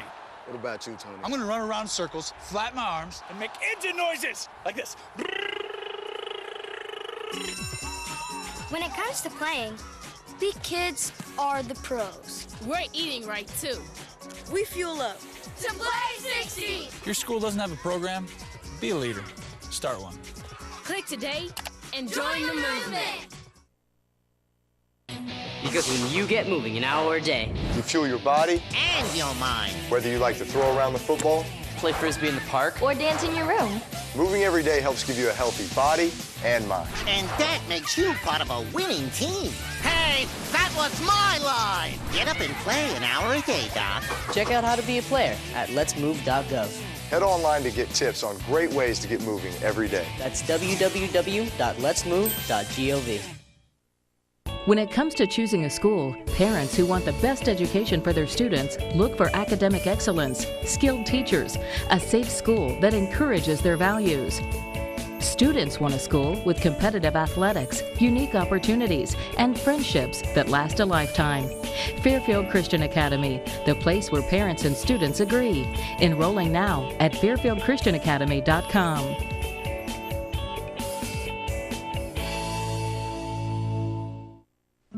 American Idol asked us to sum up our life goals, and I said I wanted to be a loving father and a faithful husband and a servant of all.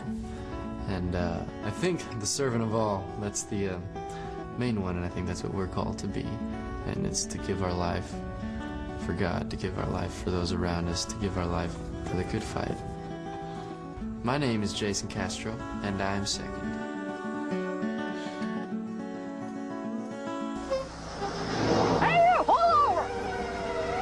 Uh-oh, Vince. They're really cracking down on safety belts these days. What's up, officer? I'm giving you a ticket for committing an 811. Safety belt violation. Compliments of Barney Fife. We never wear safety belts. We're dummies. Weisenheimers. He gave us a ticket. Man's got to do what he's got to do.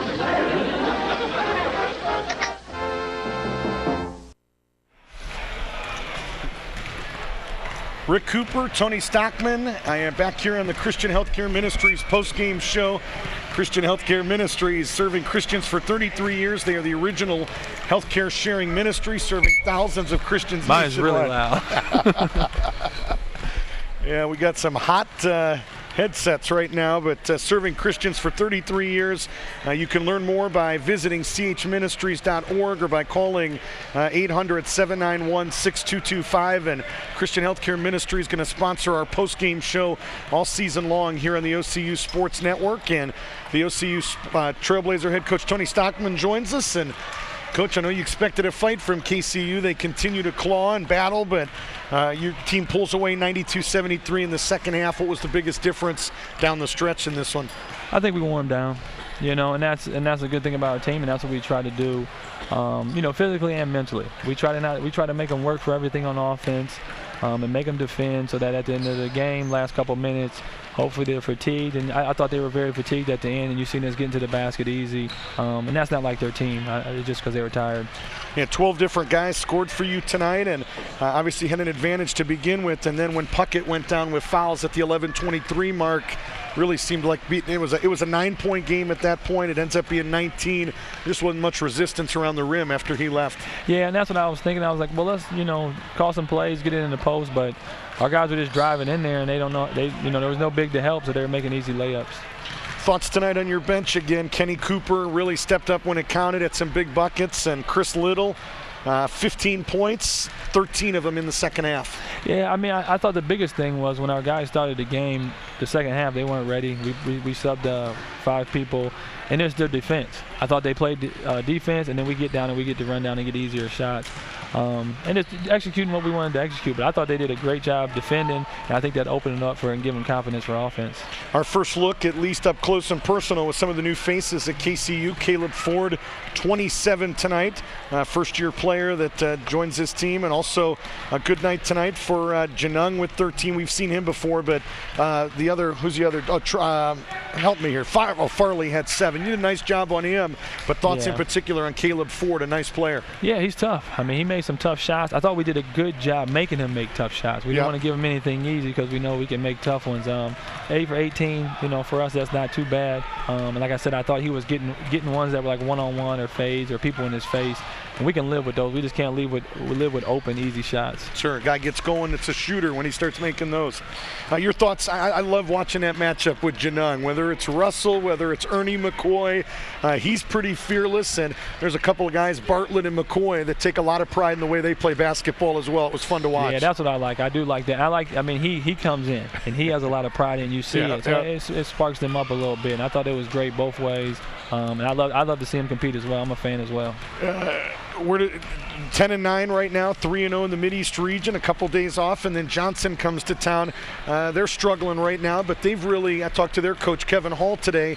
They're kind of taking an OCU, KCU approach where they've got basically almost NCAA Division II schools on their first semester schedule, so maybe their record a little bit deceiving. Of course, they've got the former OCU player, Louis Allen, lighting things up in Knoxville. Your thoughts on Friday night? Yeah, I mean, it's good for our guys, too, because they know Louis, so that gives them something to go after. They'll have fun competing against him, so that, rev them up a little bit. Yeah, we'll rest. Hopefully, everybody no bumps and bruises, and we'll get ready for Johnson. What are some points of emphasis right now? I always like to ask you that throughout the year. They change, I'm sure, but right now I know you're looking for guys that are going to consistently play deer. As you said in the pregame interview, they're going to come sit next to you. But what are some things in practice that are really focal points for you and Jamie Batten? I try to get our guys to just compete harder sometimes in practice. Sometimes they get to coasting, day before a game, they feel like I want to rest. I don't want to get hurt before the day of the game or the day before the game. So things like that, I think our practice are very important. But the other thing is we got to do a better job of executing. And that was, I don't know if you've seen it a couple times today, is when I'm yelling at them to execute a play, and then I have to walk them through it. And that's what's frustrating. We talk about that stuff in practice, and I do it just like in the game where I'll come over and draw something up real quick or talk about a play what we want to get, and then they need to go out there and perform it. And we're not doing a great job of that. We have to be able to take advantage of possessions without me calling a timeout and talking forever. I got to be able to say, hey, run this play, get this option, and we need to be able to do that. And we're not there yet. You see some progress with that? We did a little bit. At the end, we got what we were looking for a couple times, but still guys breaking off the play. Like we scored a couple times, but like I said, their defense was breaking down. But we got to be able to do that when they're playing hard defense and they're making us catch the ball out here. Like we got to catch the ball where we want to catch it, even when the defense is pressuring, and we got to get a shot where we want it. Make or miss, we need to get the shot that we want to get, not make them, take that away from us. They're not controlling what's going on. Exactly. You're dictating, you're getting it where you want and doing what you want, and well, pulled it out second half. What did you outscore them? 47-38, win 92-73, and we'll be back with you Friday night when Johnson comes to town. Appreciate your time pregame and coming up postgame as well. Thanks, Coach. No problem. Thank you. That's the head coach of the Trailblazers, Tony Stockman, the second-year head coach here at OCU that gets his 37th win as the Trailblazer head coach. The Trailblazers led 45-35 after one, and they do outscore KCU 47-38 in the second half, and they win tonight by the final of 92-73.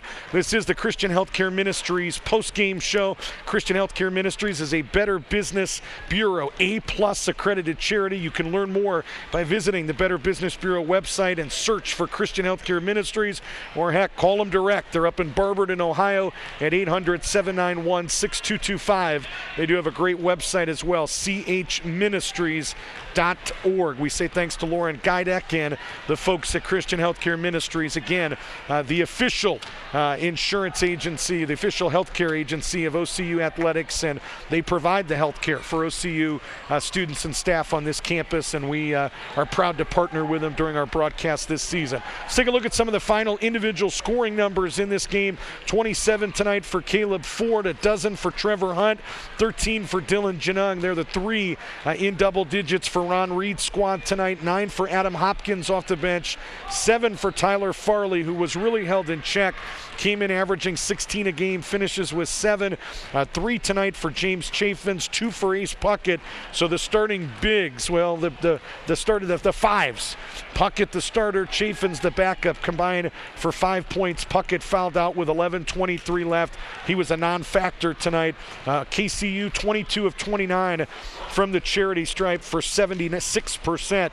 12 guys scored tonight for OCU. 16 for Russell, 15 for Little, 11 for Ernie McCoy, 3 players in double digits. 8 tonight for Joe Collier off the bench, 7 for Nick Baker, 7 for Kenny Cooper, all of those in the second half. 7 for Evan Mills, 6 tonight for Gary Hoover, 5 tonight for Evan Bartlett, the OCU point guard, 4 apiece for Chris Carius and J.J. Smith, and 2 at the starting 5 for Christian Matthias, the 6'5 freshman out of Nigeria. The Trailblazers 14 of 21, I beg your pardon, from the charity stripe for 67%. Some other numbers that may catch your eye or interest you. OCU shoots 57% from the field. They finished 35 of 61. KCU only 40% from the field, 21 of 53 for the game. KCU 36% on threes. They hit 9 of them, 9 of 25. OCU 39% behind the arc. Though they were only 1 of 8 in the second half, they finished 7 of 18 for the game. Battle the backboards. Advantage OCU plus 10, 37-27. 13 turnovers for KCU tonight, 10 for Ohio Christian, the leading rebounder for the Trailblazers. Wesley Russell had 7 points to go along with his 16 points, 7 rebounds to go with his 16 and 6 assists. He had 2 steals as well. The leading rebounder for KCU with 7 boards tonight was Ace Puckett. Played 22 minutes before he fouled out, finishing tonight with 2 points and 7 rebounds. And I see Mr. Steve Pritchett right in front of us here, hanging out at press row. I want to say hello to him. I don't have a banner up anywhere where I go, Mr. Pritchett, but one up here for him. And it was a good game. Good to see you, Mr. Pritchett. Steve, a legend here at Circleville Bible College back in the day, here watching the Trailblazers win tonight. Always pops in a couple times throughout the year, and good to see him. So leading assist men tonight, Trevor Hunt with 4 assists for the Knights to lead the way. He had 12 points and 5 rebounds as well. Leading assist man for OCU, Ernie McCoy, 7 assists, only 2 turnovers. He finished with 11, 7 assists, 4 rebounds, and a steal. So those are some of the numbers that matter. The one that matters the most is on the scoreboard, where OCU has beaten KCU for the 10th consecutive time, for the 12th time in 14 tries, and they win tonight by the final of 92-73. This is the Christian Healthcare Ministries post-game show. One more time, we say thanks to them. Biblical, trustworthy, and affordable participation with Christian Healthcare Ministries often saves its members at least 60% off the cost of regular health insurance. Join today and see how much you can save. Call 800-791-6225 or visit chministries.org. Our OCU player of the game tonight, a lot of different options, but I'm going to give co-players of the game 2 guys that the last week, in the last 4 or 5 days, have played as well as anybody. And again, when Ron Reed is scouting this game, may not even have been on his radar screen. Talking about Kenny Cooper tonight and Chris Little. They combined for 20 points in the second half. Coop with 7 of them. Chris Little with 13 in the second half, 15 for the game. And really, when the starters went to the bench, you're wondering how this team is going to score, how they're going to move forward without Russell and some of these guys on the bench. And the guys that got it done tonight were the junior Kenny Cooper and the freshman from Bishop Hartley High School. Talking about Chris Little, they are tonight's co-players of the game, and we congratulate them for that. OCU improves to 10-9. They improved to 3-0 in the Mideast region. They are back in action on Friday night in this building. 8 p.m. the men, 6 p.m. the women, 5:40 the HER Realtors Dan and Donna Daily pregame show. KCU with the loss drops to 1-11. They are now 0-5 against the NCCA Division II, and they are now 0-1 in the Mideast region. They are back in action this weekend, where you got to believe if they play like they did tonight, they're going to find a way to win one of those 2 games. Crown Friday night at 7 p.m. and Johnson University will be there Saturday in the Dick Dameron Hall of Champions at 3 p.m. So the rematch of this series, February the 4th in Grayson, Kentucky, will be there. Live audio beginning at 5:40 with the HER Realtors Dan and Donna Daily pregame show. The Mideast Region tournament as at KCU as well, and we'll have every OCU game for you with live audio that weekend as well. I want to say some special thanks to Ron Arnett, the Lady Knights head coach, for spending time with us this past week. Thanks also to Ron Reed for talking hoops with us. We sure appreciate Matt Futch and Tony Stockman for helping us prepare on the OCU side of things. Thanks also to Ben Bellman, the OCU Athletic Department, for giving us the privilege to bring you tonight's games and to be the voice of OCU Athletics. Thanks to Scott, JD, the entire team from Fairfield Media for coming out tonight. And gentlemen, we'll do it again in about 3 nights here in this building. But thanks most of all goes to you for listening. The Lady Knights fall to the Trailblazers tonight in the opening game, 93-90. KCU had a 16-point advantage at the half, 51-39. OCU outscored them 49-33 in the second, tied the game at 84. They won the overtime session 9-6. They won the game 93-90 tonight.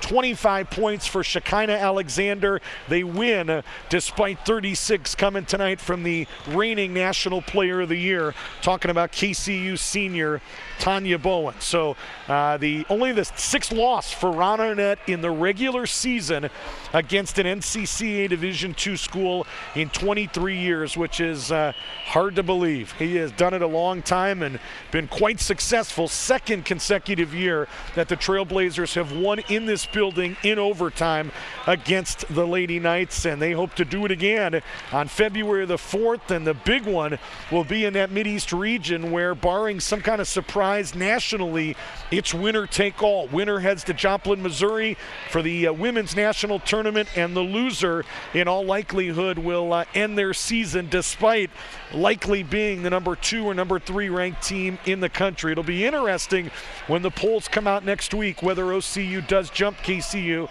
Right now the Lady Knights number 1, the Lady Trailblazers number 2. You would think that those roles would be reversed when the next polls come out on Monday. So anyway, I think we've told you everything we can here on the Christian Healthcare Ministries post-game show. I will say for JT Burcham and the entire team at Fairfield Media, it's Rick Cooper, the voice of the Trailblazers, telling you it's been a good night if you're a Trailblazers fan. The women win 93-90 in overtime, and the men win 92-73 to get their 27th consecutive win against the NCCA Division II. We'll talk to you Friday night. Until then, Rick Cooper saying so long from the Maxwell Leadership Center here on the campus of Ohio Christian University. Have a good night, everybody. When it comes to choosing a school, parents who want the best education for their students look for academic excellence, skilled teachers, a safe school that encourages their values. Students want a school with competitive athletics, unique opportunities, and friendships that last a lifetime. Fairfield Christian Academy, the place where parents and students agree. Enrolling now at fairfieldchristianacademy.com.